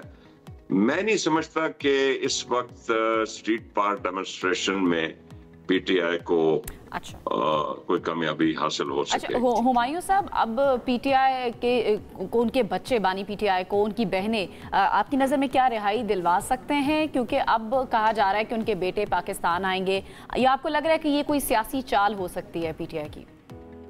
मेरे ख्याल में नहीं दिलवा सकेंगे जी। और मेरे ख्याल में रिहाई सिर्फ इमरान खान साहब खुद ही अपने आप को दिलवा सकेंगे जी। मैंने अभी इसका तफसीली जवाब दिया है। मैं समझता हूँ कि पाकिस्तान की सियासत का जो माजी है उसको मद्देनजर रख के इमरान खान साहब को कन्फ्रंटेशन नहीं बल्कि एक बातचीत का सिलसिला शुरू करना चाहिए जो उनके लिए और उनकी पार्टी के लिए ज्यादा फायदेमंद साबित होगा, rather than के कन्फ्रंटेशन। और कभी उनकी बेगम साहबा लीड करें, कभी उनकी हमशीरा और उनके बच्चे लीड करें। ये इमरान खान साहब ने खुद फैसले करने हैं जिसके नतीजे में उनकी पार्टी का कोई सियासी साहब, ये सिर्फ आपका ख्याल नहीं बल्कि पीटीआई के अपने अंदर से जो लोग हैं, उनके अपने रहनुमा जो है वो भी यही चाहते हैं कि मुज़ाकरात की तरफ जाना चाहिए। बहरहाल बानी पीटीआई ने वीटो कर दिया इस मामले को। केपीके की तरफ अगर हम चले, वहाँ की बात करें, वहाँ पर भी अब पार्टी पोजीशन का मामला जो है ना वो ज़ेरे बहस है। आपको लगता है कि गंडापुर की हुकूमत जो है वो खतरे में आ सकती है? तो बुनियादी तौर पे जी पीटीआई के जो सरबराह हैं इमरान खान साहब, उनका फैसला है। और मेरे ख्याल में जब तक इमरान खान साहब पीछे खड़े हैं गंडापुर साहब के साथ तो उनको कोई नहीं हिला सकेगा। आई थिंक मेरा जो माजी का तजुर्बा, फैसला पीटीआई का है, लेकिन मेरा माजी का तजुर्बा है कि जब एक चीज चल रही हो तो उसको ज्यादा बिला वजह हिलाना जुलाना नहीं चाहिए। उसके बहुत ही अजीबोगरीब कॉन्सिक्वेंसेस आ जाते हैं, जिसकी आपको मैं मिसाल देता हूँ। हालिया के पीटीआई की हुकूमत पंजाब में बनी, पंजाब असेंबली में, वो उन्होंने गिरा दी। उनकी केपी की हुकूमत वो उन्होंने गिरा दी। और अब ने देखा कि कितनी दुश्वारियां पेश आए, उनका ख्याल था इलेक्शन होगा, वो इलेक्शन के रास्ते में मसाइल पैदा हो गए। तो पाकिस्तान की सियासत मेरे ख्याल में ऐसी है कि जब कुछ चीज चल रही हो तो उसको चलाना रहेगा, बट फैसला ये PTI का और उनके जो सरबराहान है उनका होगा। काफी दिनों से खबरें आ रही थी कि पीपल्स पार्टी वफाकी हुकूमत का हिस्सा बनने जा रही है। पीपल्स पार्टी आपको ज्यादा इंटरेस्टेड इसमें दिखाई दे रही है या ये हुकूमत की ख्वाहिश है कि वो पीपल्स पार्टी को हुकूमत में शामिल कर ले? आपकी इस पर क्या राय है? अगर बन जाए तो बहुत अच्छी बात है जी। वो कोalition पार्टनर्स तो हैं ही, वो सपोर्ट तो है, सिंध में उनकी गवर्नमेंट है। लेकिन अगर मैं जरदारी साहब की जगह हूं तो मैं 2 बार सोचूंगा कि भाई मुझे अभी क्या जरूरत पड़ी है। सिंध मेरे पास है, कुछ बहुत अहम आईनी जो पोजीशंस हैं वो पीपल पार्टी के पास हैं। तो अगर प्योर पार्टी का सियासी फायदा देखा जाए तो मैं जरा उसको मुझे नजर नहीं आ रहा कि पार्टी को उसका क्या फायदा होगा।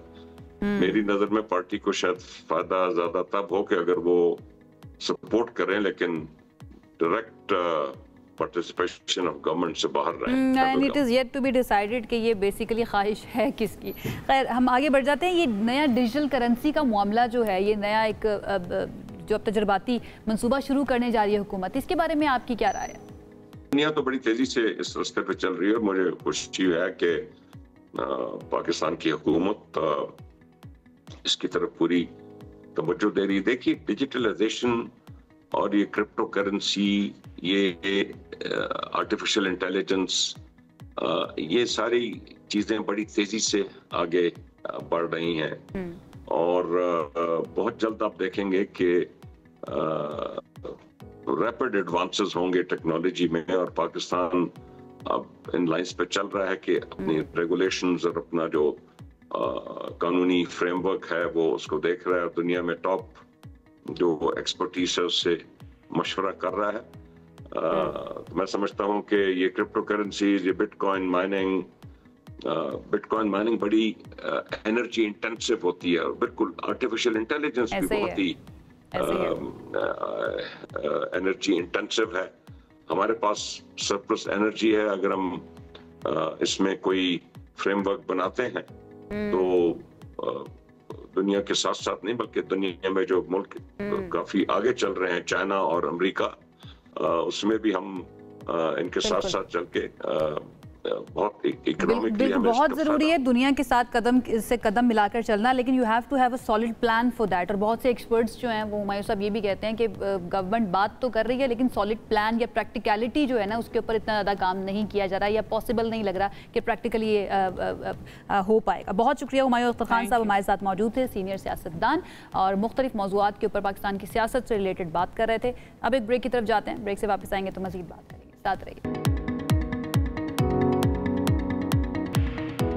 ब्रेक के बाद एक मरतबा फिर से आपको कहेंगे खुश आमदीद, और ये इन्फॉर्मेटिव सेशन होने वाला है। ये टॉपिक जो है वो बहुत ही इन्फॉर्मेटिव है। क्यों? क्योंकि एक नया तजर्बा हुकूमत करने जा रही है और वो होगा डिजिटल करेंसी का तजर्बाती प्रोग्राम। अब ये फैसला जो है कर लिया गया है कि डिजिटल करेंसी को राइज किया जाएगा और सदर मुमलिकत आसिफ अली जरदारी ने नए कानून की मंजूरी भी दे दी है। स्टेट बैंक के गवर्नर जमील अहमद जो है उन्होंने ऐलान किया कि मरकजी बैंक डिजिटल करेंसी के हवाले से एक पायलट प्रोजेक्ट शुरू करने की तैयारी। जी हाँ, पायलट प्रोजेक्ट भी शुरू करने की तैयारी हो रही है। इस वक्त दुनिया भर के मरकजी जो बैंक हैं उनकी ब्लॉकचेन पर मबनी अदायगियों में दिलचस्पी के पेश नज़र डिजिटल करेंसियों के इम्कानात का जायजा भी लिया जा रहा है। पाकिस्तान का ये इकदाम चीन, भारत, नाइजीरिया और मुतादिद खलीजी ममालिक की जानिब से किए गए तजुर्बाती इकदाम के बाद सामने आया है, क्योंकि वहाँ ये पहले से किया जा चुका है। जिन्होंने अपने अपने पायलट प्रोग्राम्स के जरिए डिजिटल करेंसियों का अमली तजुर्बा किया है, अब पाकिस्तान भी इसकी ज़रूरत महसूस कर रहा है और पाकिस्तान में भी सदर मुमलिकत ने वज़ीर आज़म के एडवाइस पर नए कानून वर्चुअल एसेट्स एक्ट 2025 की मंजूरी दे दी है। बिल्कुल, इससे पहले क्रिप्टो काउंसिल भी पाकिस्तान के अंदर कायम हो चुकी है। इस सारी सिचुएशन पर बात कर लेते हैं कि इसकी ज़रूरत क्यों महसूस हुई और इकोनॉमी पर इसका क्या असर पड़ेगा पाकिस्तान की। हमारे साथ इस वक्त मौजूद है डिजिटल करेंसीज एक्सपर्ट मोहम्मद हारून साहब। हारून साहब, थैंक यू सो मच हमें ज्वाइन करने के लिए। आई होप आप ठीक ठाक होंगे। बिल्कुल, सबसे पहले तो ये आइडिया आपको लगा कैसा है गवर्नमेंट की तरफ से ये डिजिटल करेंसी का पायलट प्रोजेक्ट शुरू किए जाने की तैयारी शुरू कर दी गई है? अच्छा, पहले तो मैं आपको बता दूं कि ये जो बात कर रहे हैं डिजिटल करेंसी की, बैंक के हवाले से, सेंट्रल बैंक के हवाले से, ये basically central bank digital currency की बात कर रहे हैं। अच्छा, दुनिया भर में देखा जाए तो रशिया है, इसके अलावा चाइना है, इंडिया है, और भी आपने 1-2 ममालिक के नाम लिए, खलीजी ममालिक, ये उनमें से तो कुछ में तो पायलट प्रोजेक्ट चल रहे हैं। थोड़ा सा मैं वाज़ेह कर दूं सुनने वालों के लिए, जो सेंट्रल बैंक डिजिटल करेंसी होती है, इसमें डिपॉजिट बैंक नहीं होता, इसमें डिपॉजिट आप खुद होते हैं। अगर आपका पैसा किसी बैंक के पास होता है, सेंट्रल बैंक ने वो बहुत सारे बैंक आपको पता है आपको मतलब दिए, आपके पास ऑप्शन है कि आप किसी भी बैंक में अपने पैसे रखवा सकते हैं, या तो पैसे कैश आपके पास होंगे या आपका पैसा आपके किसी बैंक में होगा। लेकिन as far as central bank digital currency is concerned, वहां पर आपका डायरेक्ट लिंक होता है सेंट्रल बैंक के साथ। इसमें जो आपके दरमियान में जो आपके जो सेंट्रलाइज सिस्टम है, यानी कि जितने भी बैंक्स हैं, कमर्शियल बैंक्स हैं, इस्लामिक बैंक्स हैं, MFIs हैं, इनका भी रोल खत्म हो जाता है। इनका रोल फिर वहां नहीं रहता, क्योंकि फिर आप डायरेक्ट कस्टोडियन बन जाते हैं। जिस तरह ब्लॉकचेन के रहते हुए जब आपको पता है कि आपके पास वॉलेट में जिस तरह बिटकॉइन होते हैं, इसी तरह आपके पास डिजिटल करेंसी आपके अपने वॉलेट में आ जाएगी, आपका डायरेक्ट लिंक होगा सेंट्रल बैंक के साथ। तो पाकिस्तान में ये बहुत अच्छा इक़दाम करने जा रही है। जो हमारी जो सेंट्रल बैंक है वो चाहते हैं कि एक पायलट प्रोजेक्ट रन किया जाए। इसके लिए बहुत सारे ममालिक में ये काम हो रहा है। इसकी मिसाल है बैंक अल मगरिब के नाम से एक है बैंक रशिया का, वहाँ पे ये बाकायदा पायलट प्रोजेक्ट हुआ, उसको प्रूफ ऑफ कॉन्सेप्ट पे लेकर आए और बहुत अच्छा इकदाम है। पाकिस्तान की आवाम, आपको पता है वैसे भी क्रिप्टो करेंसी में 2.5 करोड़ से ज़्यादा सार्फिन है, तो उनको ये समझना मुश्किल नहीं होगा। हारून साहब, तो ये मईशत को स्ट्रेंथन करने में कितना हेल्प करेगी पाकिस्तान की, और जो बैनुल अक़वामी सरमायाकारी है उसको लाने में कितनी हेल्प कर सकती है? अच्छा, पहले तो मैंने आपको बताया ना कि जैसे पेयर टू पेयर होगा, जैसे मैंने आपको पैसे भेजे तो हमारे दरमियान कोई सेंट्रल बैंक, हमारे दरमियान कोई बैंक ही नहीं होगा। बैंक होगा तो सिर्फ सेंट्रल बैंक होगा, डिपॉजिट हम खुद होंगे, कस्टोडियन हम खुद होंगे। दूसरी आप बात कर रही हैं सरमायाकारी की, ये तो उस हवाले से बात कर रही हैं जो पाकिस्तान क्रिप्टो काउंसिल का जो क़याम अमल में आया है, उसमें ये बात पेश नज़र रखी गई है कि यहाँ पर माइनिंग के ऊपर सरमायाकारी की जाएगी। ब्लॉकचेन कंपनीज जब यहाँ पर आके अपना सॉफ्टवेयर हाउस खोलेंगी या वहाँ पर जो सरमायाकारी की जाएगी। इसके अलावा आपको पता है एक बड़ी मशहूर ज़माना कंपनी WLF, जो ट्रम्प बैक सपोर्ट है, जो ट्रम्प की सपोर्ट उसमें है, WLF खुद यहाँ पाकिस्तान में इन्वेस्टमेंट लेकर आ रही है $20 मिलियन की, ताकि यहाँ पे ब्लॉकचेन और AI के ऊपर तालीम दी जाए। ठीक है, ठीक है। अब पाकिस्तान के अंदर क्या इंफ्रास्ट्रक्चर मौजूद है और क्या पाकिस्तान के अंदर इसको इम्प्लीमेंट करना इतना आसान है, ये सब कुछ समझने की अभी हमने कोशिश करनी है आपसे। हारून साहब, हम डिसेंट्रलाइजेशन की भी बात कर रहे थे कि ये करेंसी राइज होगी तो डेफिनेटली वो बीच में जो हम कहते हैं दरमियान में बैंक्स जो हैं वो निकल जाएंगे, देन सेंट्रल बैंक और एक जो कंज्यूमर है, एक आम इंसान, आम शहरी जो है, उसके दरमियान का ये रास्ता रह जाएगा। लेकिन एक तो ट्रस्ट की भी बात है एंड देन इंफ्रास्ट्रक्चर की बात है, क्योंकि हमारे यहाँ पर बिजली के मसाइल भी हैं, हमारे यहाँ पर सिग्नल्स का इशू भी है, हमारे यहाँ पर साइबर सिक्योरिटी के इश्यूज भी हैं। इन सब चीज़ों के होते हुए यू थिंक ये प्रोजेक्ट कामयाब हो सकता है पाकिस्तान में? देखिए आयशा, ये मेरे ख्याल से तो इतना मुश्किल नहीं है, क्योंकि अभी भी देखें, आपको पता है कि पाकिस्तान के जो आबादी है उसके तनासुब के हिसाब से आप देख लें कि किन के पास मोबाइल एप्लीकेशंस हैं, मोबाइल फ़ोन है, एंड्रॉयड फ़ोन है या एप्पल फ़ोन है, जहाँ पर आप ये सब चीज़ें डाउनलोड करके उसकी एप्लीकेशन के तहत आप उसको यूटिलाइज़ कर सकती हैं, उसको आप यूज़ कर सकते हैं। तो मेरा नहीं ख्याल है कि इससे बड़ा कुछ है। हाँ, बात अगर हम करें साइबर सिक्योरिटी की, बात हम करें किसी स्कैम की, तो वहाँ पर ये हमें चैलेंजेस आ सकते हैं कि एक आम सार्फिन को समझाने के लिए, क्योंकि आपको पता है फिनटेक कंपनीज जो हैं बहुत ज़्यादातर अभी ऐसे भी लोग हैं जिन्होंने आज तक कभी मोबाइल अकाउंट यूज़ नहीं किया, कभी इन्होंने आज तक कभी ऑनलाइन पेमेंट नहीं की, उनको ये चैलेंज ज़रूर आएगा। तो हमारी जो जनरेशन जो जेनजी है या जो नई जनरेशन जो अब आ रही है उनको तो कॉमर्स को देखें पाकिस्तान के अंदर, तो अभी भी कैश ऑन डिलीवरी का ऑप्शन मौजूद होता है। लोग ऑनलाइन पेमेंट नहीं करते हैं क्योंकि उनको ट्रस्ट नहीं होता है कि पता नहीं उनके पैसे पहुंचेंगे या वापस उनको मिलेंगे या नहीं मिलेंगे। फिनटेक की जो आपने बात की, आपको क्या लगता है डिजिटल जो ट्रांजेक्शंस हैं वो तो हमारे मुल्क के अंदर हो रही हैं और बड़ी तादाद में लोग ऐसे हैं जो इस्तेमाल कर रहे हैं ये माइक्रो फाइनेंसिंग जो पाकिस्तान के अंदर अवेलेबल है, लेकिन एक रिस्क फैक्टर जो है या फिर हम फाइनेंशियल रिस्क एपिटाइट की बात करें, वो पाकिस्तानियों के अंदर या हमारी कंट्री में इतना ज़्यादा भी मौजूद नहीं है। तो चैलेंज तो है ये भी। देखिए, वो तो सारी बात है इस्तेमाल करने की। अब आप मिसाल ले लें क्रिप्टो करेंसी की, अब ये 2.5 करोड़ की जो सार्फिन है ये कहाँ से आ गए थे? इनका भी तो इन्होंने भी तो कहीं ना कहीं से सीखा होगा ना, क्योंकि इसमें अट्रैक्शन थी, इसमें पैसा बनाना होता है, लोग पैसा बनाते हैं, ट्रेड करते हैं, मुख्तलिफ किस्म की ट्रेड्स होती हैं इसके अंदर। तो इस तरह का देखा जाए तो मैं ये नहीं कह सकता कि इसमें 70-80% जो है वो चले जाएंगे इसको इस्तेमाल करने के लिए। हाँ, ये शुरू में चैलेंज ज़रूर आएगा। बात है सारी इसकी एक जो उसकी आगाही होगी, इसका शऊर दिलाना बहुत ज़रूरी होगा गवर्नमेंट को हर सतह के लेवल पे। हर सतह पे जो है वो सिखाना बहुत ज़रूरी है। हर आवाम को पता होना चाहिए कि किस तरह से इसको यूटिलाइज कर सकते हैं। मिसाल हमारे सामने जो है आपको पता है अल्जीरिया की है, इसके अलावा आपके पास रशिया है, इसके अलावा जो है वो खलीजी ममालिक और भी हमारे पास है जो इस पे काम कर रहे हैं और इस पे इसको इस्तेमाल करने वाले आ गए थे, लेकिन वो इनफॉर्मली किया जा रहा था, वो गवर्नमेंट के रेडार पर नहीं थे। अब डिजिटल करेंसी के अंदर जो लोग ट्रेड करेंगे या पैसा अपना रखेंगे या इस करेंसी को इस्तेमाल करेंगे वो गवर्नमेंट के रेडार पर भी आ जाएंगे। और आपको पता है कि हमारे यहाँ पर लोग जो है ना वो डरते हैं इस चीज़ से कि गवर्नमेंट के रेडार पर नहीं आना है। जी ये तो बिल्कुल एक हो सकता है, आपकी बात बिल्कुल दुरुस्त है कि यहाँ पर गवर्नमेंट जब इस चीज़ को रेगुलेट करेगी अपने सेंट्रल बैंक डिजिटल करेंसी को, तो ये तो एक चैलेंज आएगा। जिस तरह लोग अभी भी प्रेफर करते हैं कैश को। अच्छा जहाँ तक बात है डिसेंट्रलाइज की, वहाँ पर तो आपको पता है प्राइवेसी का एलिमेंट आ जाता है, आपको अपने पास कस्टोडियन होते हैं।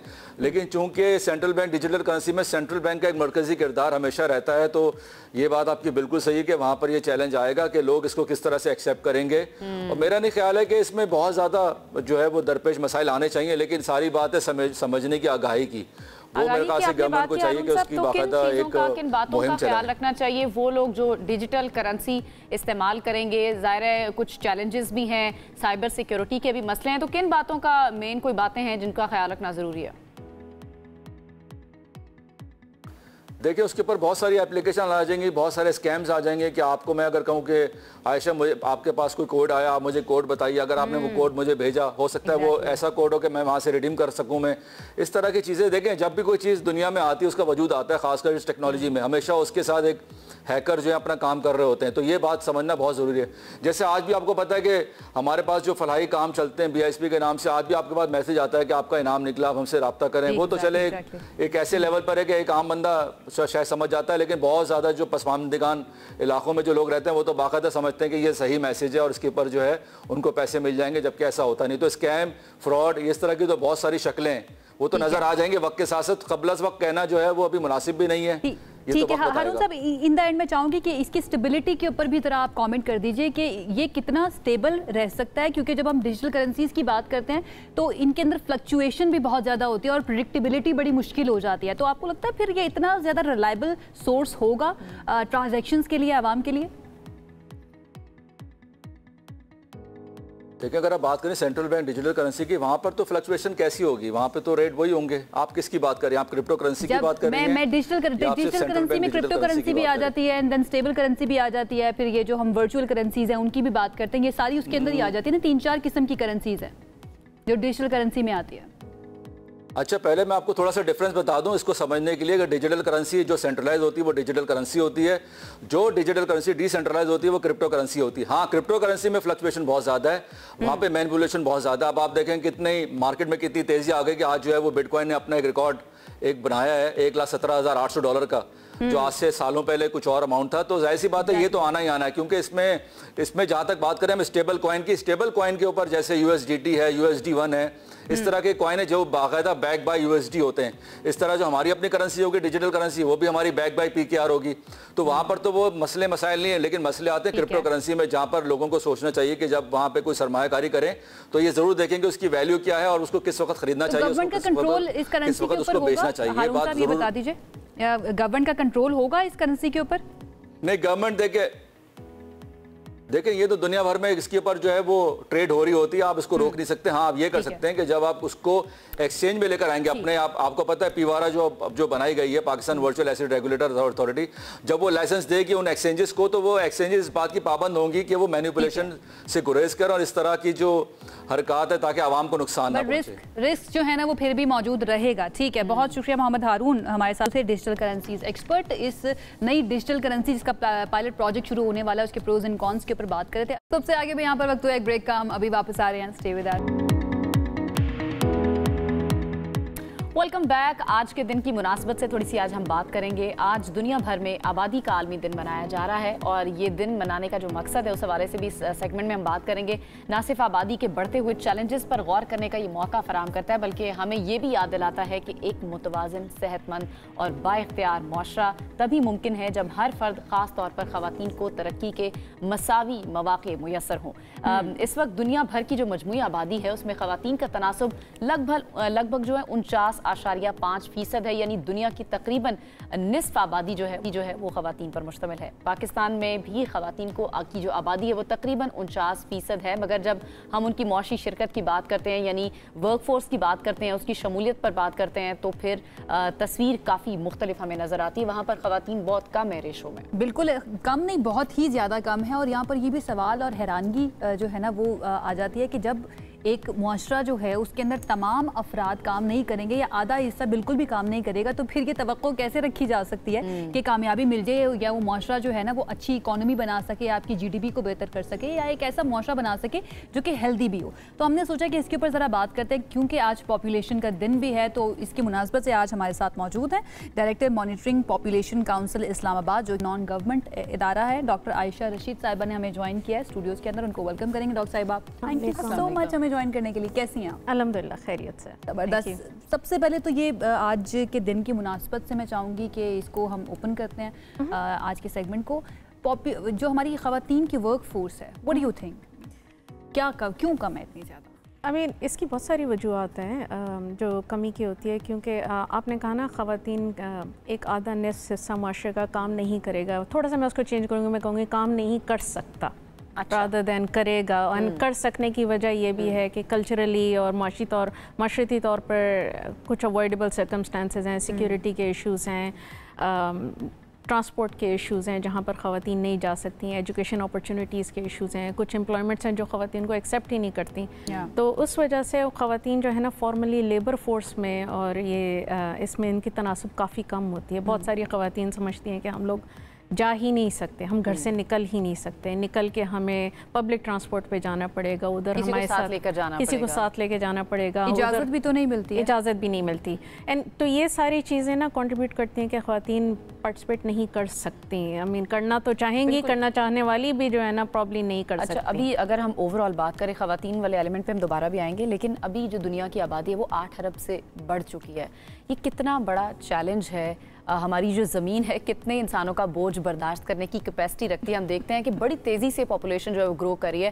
पहले चाइना जो है वो पहले नंबर पे था, फिर 2023 में हमने देखा कि इंडिया जो है वो पहले नंबर पर आ गया, चाइना दूसरे पे, और इस तरह पाकिस्तान 5वें नंबर पर है। तो क्या चैलेंजेस हैं अर्थ को इतनी पॉपुलेशन बढ़ने? इवेंचुअली अर्थ हम कितना नुकसान पहुंचा रहे हैं अर्थ को अर्थ अपनी मौजूदगी से। बेसिकली अर्थ में बहुत ओवर पॉपुलेशन हो जाएगी। अब कितना कर सकती है इसका तो मेरे ख्याल में पूरा एक इकोनॉमिक एनालिसिस चाहिए होता है कि ये कितने अफराद को सपोर्ट कर सकते हैं। लेकिन पाकिस्तान के हिसाब से मैं कहूँगी पाकिस्तान को सोचना चाहिए कि हम इतने लोगों को कर नहीं सकते। अभी वो 5वें नंबर पे है। मैंने रिसेंटली देखा था स्टेटिस्टिक्स ये कहती हैं कि अगले कुछ दिहाइयों में 2100 से ये हम लोग 4थे नंबर पे आ जाएंगे। तो अगर इतने लोग होंगे उनके लिए हम लोग कैसे अलाउ कर सकेंगे, वसाइल कहाँ से आएंगे उसके लिए, हेल्थ के लिए, एजुकेशन के लिए, इवन काम करने की शरह इतने लोगों को जॉब्स चाहिए, हमारे पास मौजूद रिसोर्सेज नहीं होंगे। और ये जो हमारा खित्ता है, अगर हम साउथ एशिया की सिर्फ बात करें, कहते हैं यहाँ पर आबादी जो है ना पूरी दुनिया की आबादी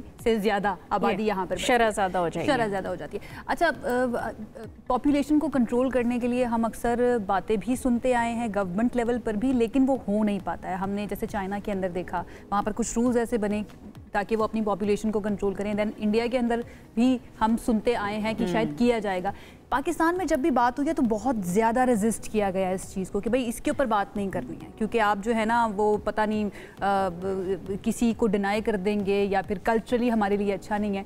देन फिर किस तरह से इसको काबिल अमल बनाया जाएगा पॉपुलेशन कंट्रोल? इसमें ये कि हम लोग पॉपुलेशन कंट्रोल का वर्ड नहीं यूज़ करते, कि ये कंट्रोल का मसला नहीं है, पॉपुलेशन मैनेज करने का मसला है। हम इसको जो है ना अपने एक अच्छे तनासब से, एक मुतवाज़न तरीके से जो है ना हम लोग मैनेज करें। पॉपुलेशन काउंसिल ने रिसेंटली बहुत ज़्यादा काम किया है एक कॉन्सेप्ट इंट्रोड्यूस करने का, जो है तवाज़न का, कि अपने रिसोर्सेज और अपनी पॉपुलेशन के दरमियान आप तवाज़न पैदा करें। आप अपनी फैमिली के रिसोर्सेज देखें, वसाइल देखें, और उसके हिसाब से आप अपने फैमिली का साइज़ का तवाज़न रखें। और जो बच्चे हैं उनके दरमियान वक्फ़ा भी बहुत ज़रूरी है, क्योंकि वो माँ की सेहत, माँ की बेहतरी, इवन जो पहले बच्चा हो उसकी सेहत, उसकी बेहतरी, ओवरऑल फैमिली की सेहत और बेहतरी के लिए ये वक्फ़ा लाजमी होता है। आप एक बच्चे को अच्छी तरह नशोमनुमा दें, उसकी तरबियत करें, एंड देन मूव ऑन। कि अगर आपके पास वसाइल हैं और आप चाहते भी हैं तो आपने अगले बच्चे के लिए लोगों में अवेयरनेस, उसमें लोगों में अवेयरनेस की ज़रूरत है। दूसरा ये कहते हैं कि हमारे यहाँ ना बच्चे ज़्यादा होना, शादी के फ़ौरन बाद बच्चे होना, ये बहुत कल्चरली प्रोमोटेड चीज़ें हैं। तो इस वजह से ना रेजिस्टर वरना सवाल किए जाते हैं, रेजिस्टेंस होती है, आपको अपनी शादी दिखानी पड़ती है कि हाँ भी शादी हो गई तो बच्चे भी फ़ौरन से हो जाएं। तो ये चीज़ें ना कल्चरली ग्रेजुअली हम लोगों को चेंज करनी चाहिए। रिसेंटली गवर्नमेंट ने वाकई स्टेटमेंट्स तो बहुत अच्छी दी हैं, वो लोग विलिंग भी हैं करने को, लेकिन क्योंकि थोड़े वसाइल पाकिस्तान के पास कम है फाइनेंशियली, इसमें थोड़ा सा इन्वेस्टमेंट गवर्नमेंट को ज़्यादा करनी चाहिए। गवर्नमेंट इन्वेस्टमेंट ज़्यादा करनी पड़ेगी, लेकिन जो नौजवान हैं वो कहते हैं किसी भी सोसाइटी का एसेट होते हैं। पाकिस्तान जैसे मुल्क में हमारी जो बड़ी तादाद है वो नौजवानों की है, किस तरह से इससे फ़ायदा उठा सकते हैं? इसको हम एज एन एसेट ही लेंगे, चाहे वो बढ़ती हुई आबादी है, नौजवानों की एक तादाद ज़ाहिर कंट्रीब्यूट करती है मुल्क में। नौजवान हर कौम का एक एसेट होते हैं एंड उनको अगर सही तरह इस्तेमाल किया जाए तो बहुत सारी कौमें बहुत तरक्की करती है, और हमने ये बाकी मुल्कों में भी देखा है। नौजवानों को सही तरह इस्तेमाल करने का तरीका ये, एक तो उनको एजुकेशन अच्छी दी जाए, एजुकेशन के साथ साथ उनको वो स्किल्स दिए जाएं जिसकी वजह से वो माशरे में प्रोडक्टिव तौर पर कंट्रीब्यूट कर सकें और वो खुशी से करें, ताकि उनको वो स्किल्स हों। आप अगर अनट्रेंड फारिग नौजवान जिनको ना तालीम ना तरबियत ना सेहत देंगे तो वो कैसे पॉजिटिवली कैसा बना रहे हैं, क्या वो प्रोडक्ट कैसा बना रहे हैं, क्या वो ऐसा है कि वो आपके माशरे के अंदर कंट्रीब्यूट कर सके या फिर बर्डन ना बन और जाए, आपकी ज़रूरत है वो बिल्कुल ऐसे। अच्छा, इन द एंड मैं चाहूँगी कि आप, क्योंकि आपका काम ये है पॉपुलेशन कंट्रोल एंड लोगों के साथ आपकी डेफिनेटली इंटरेक्शन भी होती होगी, चैलेंजेस क्या फेस किए जाते हैं when you know address this issue population control का? लोगों को ऐसी कौन सी चीज़ें जिनके बारे में लोगों को बिल्कुल नहीं पता है, एंड देन क्या किया जाना चाहिए, फर्स्ट स्टेप क्या होना चाहिए टुवर्ड्स दिस कोर्स? मेरे ख्याल में एक तो लोगों के साथ कम्युनिकेशन, जैसे ये मीडिया पे कम्युनिकेशन, लोकल सतह पे कम्युनिकेशन, ये हो कि पॉपुलेशन और ये फैमिली प्लानिंग का जो कॉन्सेप्ट है ये एक तवाज़ुन क्रिएट करने वाला कॉन्सेप्ट है। ये वो कॉन्सेप्ट नहीं है कि सिर्फ बच्चे बंद कर दिए जाएँ, ये वो है कि आप अपना वसाइल और अपने जो है हेल्थ को देख के एक तवाज़ुन पैदा करें अपनी फैमिली साइज़ में, और ये देखें कि हम लोग चाहते क्या हैं। दूसरा, आप वो वाली फैमिली रेज़ करें जो आगे आपको सपोर्ट कर सके। ज़्यादा बच्चे होने का ये मतलब नहीं है कि आगे जाके वो कमाई करेंगे। तीसरी बात ये कि आप अपने दरमियान एक एक्सेप्टेंस पैदा करें कि मैं अपनी फैमिली का ज़िम्मेदार हूँ, मैं अपना खुद अपने डिसीजन मेकिंग करूँ और ख़ुद कंट्रीब्यूट करूँ, और अपने बच्चों को सही तालीम और तरबियत, तालीम भी और तरबियत दोनों भी, आजकल हम कभी कभी तालीम ज़्यादा देखते हैं तरबियत कम देखते हैं, तो तालीम और तरबियत दें ताकि वो जाके आगे एक प्रोडक्टिव मेंबर बन सकें और इकोनॉमिकली बेहतर बन सकें। तभी पाकिस्तान तरक्की करेगा, बहुत मर्द और औरतें। एंड औरतों को थोड़ी ज़्यादा सपोर्ट की ज़रूरत है क्योंकि उनको माशरे में चैलेंजेस ज़्यादा हैं, उनको सिक्योरिटी के चैलेंजेस हैं। हम पब्लिक ट्रांसपोर्ट पे जाते हुए थोड़ा घबराते हैं कि जी हम पता नहीं क्या, रेशो थोड़ी सी चेंज हो रही है अभी मॉडर्न डेज, थोड़ा चेंज हुआ है पिछले कुछ एक सालों में। आई थिंक 13 से 1990 की 13% से ये 24% पे गया, तो थोड़ा बढ़ा है। थोड़ा अर्बन एरियाज़ में जो शहरी आबादियाँ हैं उनमें थोड़ा ज़्यादा बढ़ा है, रूरल एरियाज़ में कम है। अभी बहुत लंबा हमें सफ़र करना है सो दैट हम जो दुनिया की काम तरक्की याफ्ता ममालिक हैं उनका मुकाबला कर सकें। बहुत शुक्रिया, thank you so much. Rashid हमारे साथ मौजूद थी। जनाब, आपकी अपनी रिस्पॉन्सिबिलिटी है, इसके बारे में पढ़ना भी है और ख़ुद को अवेयर करना बहुत ज़्यादा ज़रूरी है, क्योंकि अगर आप सिर्फ चंद ही चीज़ों के पीछे चलते जाएंगे, और ये वो मामला है ना जो कि हमेशा बहुत कॉन्ट्रोवर्शियल रहा है पाकिस्तान के अंदर, इसके ऊपर बात भी नहीं की जाती। किसी भी मसले को हल करना है तो सबसे पहले उसको मसला समझना ज़रूरी है और उस पर बात करना बहुत ज़्यादा ज़रूरी है। आई होप हम इसके अंदर अपनी एक कोशिश जो है छोटी सी वो करने में कामयाब रहें। एक ब्रेक की तरफ जाते हैं, ब्रेक से वापस आएंगे तो मज़ीद बात करेंगे, साथ रहिए। This segment is brought to you by Telenor and Allied Bank Limited. Money matters में आपको कहेंगे खुश आमदीद। ये खबर जब मैंने पढ़ी तो मैं थोड़ी सी हैरान हुई और फिर परेशान हुई कि एक तरफ तो ये बात की जाती है कि पाकिस्तान के अंदर जो गाड़ियां हैं उनके ऊपर टैक्सेस बढ़ते जा रहे हैं, जिसकी वजह से बड़ा मुश्किल हो जाएगा लोगों के लिए गाड़ियां ख़रीदना। लेकिन जो कुछ स्टैट्स हमारे सामने आए हैं वो थोड़े से ज़रा मेरी तवक्कुआत के बरक्स हैं। वो ये है कि जून में पाकिस्तान में नई गाड़ियों की फ़रोख्त तकरीबन 3 सालों में सबसे ज़्यादा रही है, और इस साल जून में 21,700 से ज़ायद गाड़ियाँ फरोख्त हुई हैं। अच्छा, ये यकीनन ये एक हैरत अंगेज़ है। दिलचस्प मुआशी रुझान की शदीद दिलचस्प मुआशी रुझान को भी ये ज़ाहिर करता है कि महंगाई, बुलंद तरीन शरह सूद, मजमूई तौर पर रुपए की कदर में गिरावट और दबाव के शिकार मईशत के बावजूद मुल्क में नई गाड़ियों की फ़रोख्त में गैर मामूली इजाफा देखा गया है। तो सवाल यहाँ पर यह है कि आखिर इस गैर मुतवक्के इजाफे की वजूहात क्या हैं? क्या फिर रुपए की कदर वक्ती तौर पर बेहतरी उसमें आई है, दरामदी पाबंदियों में नरमी हुई है, या हुकूमती पॉलिसियों में कोई तब्दीली हुई है जो ये रुझान पैदा हो रहा है? आपकी तरह मैं भी हैरत में मुब्तला हूं, क्योंकि एक तरफ हम कह रहे हैं कि गुर्बत बढ़ गई है, लोगों की परचेजिंग पावर नहीं रही, दूसरी तरफ गाड़ियां इतनी लोग खरीद रहे हैं। अच्छा देख, ये जानते हैं ना कि हमारे जो एक्सपर्ट हैं फरहान बुखारी साहब, वो हैरान है या फिर वो एक्सपेक्ट कर रहे हैं, या वो परेशान? हमारे साथ इस वक्त मौजूद हैं। अस्सलाम वालेकुम, वेलकम करेंगे आप। आर यू सरप्राइज्ड हमारी तरह, या फिर आपने एक्सपेक्ट किया था कि ऐसा ही कुछ होगा? इसका पस मंज़र अगर आप जाने तो फिर उसमें बहुत ज़्यादा ताजुब नहीं होता। एक तो ये था कि जून में बहुत ज़्यादा दौड़ लगी लोगों की कि 1 जुलाई से बजट में GST बढ़ रहा है, तो इसलिए कई लोगों ने जाके छोटी गाड़ियाँ लेने की कोशिश की। दूसरा ये कि इंटरेस्ट रेट्स जो कम हुए हैं उससे मार्केट में बोरोइंग में कुछ इजाफा ज़रूर हुआ है। ठीक है। और 25.5 करोड़ की आबादी में 21,000 या 21,700 गाड़ियाँ अगर बिक गई तो कोई ये बहुत बड़ा वो ट्रेंड इसलिए भी ज़्यादा काबिल जिक्र हो रहा है क्योंकि 2022 के बाद हमने काफ़ी कमी देखी थी। स्पेशली हम कार फाइनेंसिंग की अगर बात करें, उसके अंदर बैंक्स भी बहुत कॉशियस हो गए थे और अभी भी थोड़ा सी नरमी तो लेकर आए हैं, लेकिन फिर भी कॉशियस हैं बहुत ज़्यादा। स्पेशली इंपोर्टेड गाड़ियों के ऊपर तो फाइनेंसिंग इस वक्त मौजूद ही नहीं है। आपको क्या लगता है कि ये जो डायरेक्ट कंपनीज़ के साथ से गाड़ियाँ ख़रीदना, उसके अंदर इजाफा हुआ है, या फिर कार फाइनेंसिंग के अंदर थोड़ी सी नरमी हुई है ओवर द ईयर्स, उसकी वजह से इजाफा हुआ है? कार फाइनेंसिंग में तो नरमी नहीं हुई, जहाँ तक हमें मालूम है। 5 साल से ज़्यादा पुरानी 2022 की निस्बत तो हो गई है थोड़ी। जी हाँ। लेकिन ये कि अभी भी इंपोर्टेड गाड़ी बैंक्स फाइनेंस नहीं कर रहे। 5 साल से ज़्यादा पुरानी गाड़ी हो तो वो फाइनेंस नहीं कर रहे।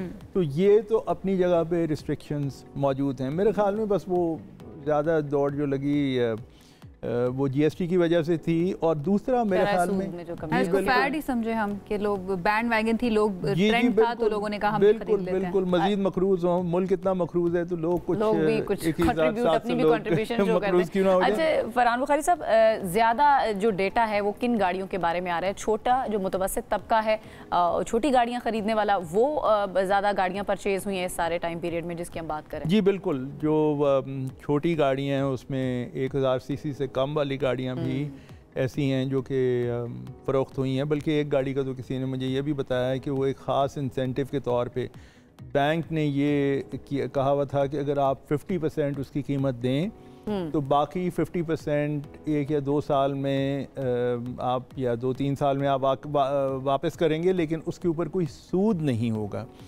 अब इंटरेस्ट फ्री, जी इंटरेस्ट फ्री, लेकिन वो इंटरेस्ट फ्री मेरे ख्याल में बैकग्राउंड में ये होगा कि उसकी जो कीमत आपको बताई जा रही है वो बैकग्राउंड में कंपनीज ने, हो सकता है मुमकिन है बैंक को भी कुछ डिस्काउंट दिया हो, तो वो एक गैप हो गया। अदरवाइज घाटे का सौदा कौन सा बैंक करेगा? जी बिल्कुल, वरना वो ये है ना कि शेर के दांत दिखाने के और खाने के और वाली बात है। तो वो भी कुछ हुआ होगा। अच्छा, हमारे यहाँ पे एक ट्रेंड ये भी है, और या ये समझा जाता है कि गाड़ी लेना जो है ना ये एसेट बिल्डिंग है, हम कोई एसेट ले रहे हैं। हालांकि दुनिया भर में ऐसा नहीं है, इसको एक लाइबिलिटी समझा जाता है। आप क्या समझते हैं, इज इट एसेट इन पाकिस्तान या फिर ये लाइबिलिटी ही है और लोगों को अपनी सोच तब्दील करने की ज़रूरत है? मेरे ख्याल में अंधाधुंध नहीं जाना चाहिए, लेकिन कुछ गाड़ियों में, कुछ क्लासेस में जो सरमायाकारी है वो ऐसी है जो कि लोगों के साथ, ये तजुर्बा लोगों का रहा है कि वक्त के साथ साथ उसमें उन्हें घाटे का सौदा नहीं हुआ, कोई नुकसान लंबा चौड़ा नहीं हुआ। ठीक है। तो ये 1300 सीसी तक या 1500 सीसी तक ये जो रेंज है, अगर आप बड़ी गाड़ी की तरफ जाएं, 2000 सीसी प्लस वाली पे जाएं, उसमें भी सेलेक्टिवली कुछ गाड़ियां हो सकता हों जिनमें फ़ायदा हो, लेकिन वैसे समझा ये जाता है कि गाड़ियों पे आप इन्वेस्ट करें, बड़ी बड़ी गाड़ियों पे इन्वेस्ट करें। मैं कुछ लोगों को जानता हूँ जिन्होंने इन्वेस्ट किया और फिर 2-4 साल बाद जब वो गाड़ियाँ बेचीं तो वो उन्हें नेट टर्म्स में कम पैसे में। एक्सचेंज रेट भी तो बड़ा फ़र्क करता है, क्योंकि मेरी खुद की मिसाल, मैंने 2017-18 के अंदर एक गाड़ी सेकंड हैंड यूज़ 9.5 लाख के लिए, उसको मैंने 2 साल पहले बेचा तकरीबन 15 लाख के अंदर। बिकी वो ज़्यादा की, लेकिन एक्सचेंज रेट की वजह से मुझे तो नुकसान हो गया उल्टा इसके ऊपर। लेकिन हमारे यहाँ पर इस चीज़ को अंडरस्टैंड उस तरह से नहीं किया जाता है। एम आई राइट? जी बिल्कुल, आपके जो 2018-19 में 9-9.5 लाख रुपए जो थे वो उस वक्त मेरे ख्याल में 100 रुपये का था, 100 रुपये का था डॉलर, बिल्कुल। तो 9-9.5 हज़ार डॉलर बनते हैं। अब अगर आपने 15 लाख के बेचती तो वो 6,000 डॉलर भी नहीं बनते। एग्जैक्टली। तो ये भी एक फ़र्क पड़ा है। अच्छा, तो हुकूमत क्या इसको अपनी मौशी कामयाबी कह सकती है कि मईशत संभल गई है तभी लोग ज़्यादा परचेज कर रहे हैं, लोगों की परचेजिंग पावर ज़्यादा हो गई है? हुकूमत को तो अल्लाह मौका दे, वो तो बहुत सी चीज़ों को भी कामयाबी कहते हैं। वो तो ये भी बताते हैं कि जी महंगाई की शरह देखें कितनी कम हो गई, लेकिन जैसे हम पहले बात कर चुके हैं मईशत के संभलने को इंडिकेट नहीं करता ये जो फैक्टर्स हम बात करें। नहीं, देखें ये ज़रूर है कि 2 साल पहले बहुत वसी सतह पे ये परेशानी थी कि खुदा न खास्ता पाकिस्तान का डिफ़ॉल्ट होने चला है, दिवालिया होने चला है। उस कैफियत से हम बाहर निकल आए और खुदा का शुक्र करना चाहिए। जो लोग कहते थे माजी में पब्लिकली लोगों ने आगे कहा कि एक दफ़ा डिफ़ॉल्ट हो ही जाए तो बहुत अच्छा है, वो बिल्कुल अहमकाना बात है, क्योंकि उन्होंने जिन मुल्कों का ऐसा हुआ है माजी में, श्रीलंका हमारे ख़त्े में है, उनकी बदहाली नहीं देखी, वो उनके तसव्वुर में नहीं है। तो इसलिए ये ऐसी बातें गैर जिम्मेदारी हम ये कह सकते हैं कि ये भी ब्लफ हो सकता है गवर्नमेंट की तरफ से, अगर इसको इंडिकेटर कहा जा रहा है कि मईशत हमारी बड़ी अच्छी हुई है इसलिए लोगों ने इतनी सारी गाड़ियाँ खरीदी हैं, इसको हम ब्लफ कह सकते हैं? नंबर्स का हेर फेर या अपनी क्रेडिट लेना सारा इसके ऊपर? मैं चूँकि एक और लफ्ज़ इस्तेमाल करता हूँ तो मैं ब्लफ तो नहीं कहूँगा। मेरी राय हमेशा ये होती है कि आधा सच है, और उसकी वजह ये है कि वो ब्लफ से भी ज़्यादा ख़तरनाक होता है मुझे ऐसा लगता है। बिल्कुल, क्योंकि 21,700 गाड़ियाँ तो भाई मुल्क में कितनी आबादी भी तो देखिए ना, हुकूमत का फिर इसमें कोई क्रेडिट नहीं है, ये मौशी जी आप नहीं कहेंगे, लेकिन हम कह सकते हैं this is a bluff and that's why we need people like Farhan Bukhari sahab जो कि कॉल आउट करते हैं इन ब्लफ्स को गवर्नमेंट के। बहुत शुक्रिया आपका फरहान बुखारी साहब। के साथ ही आज के प्रोग्राम का वक्त हुआ चाहता है ख़त्म। आपसे करेंगे दोबारा मुलाकात, अपना बहुत ख्याल रखिए। अल्लाह हाफ़िज़।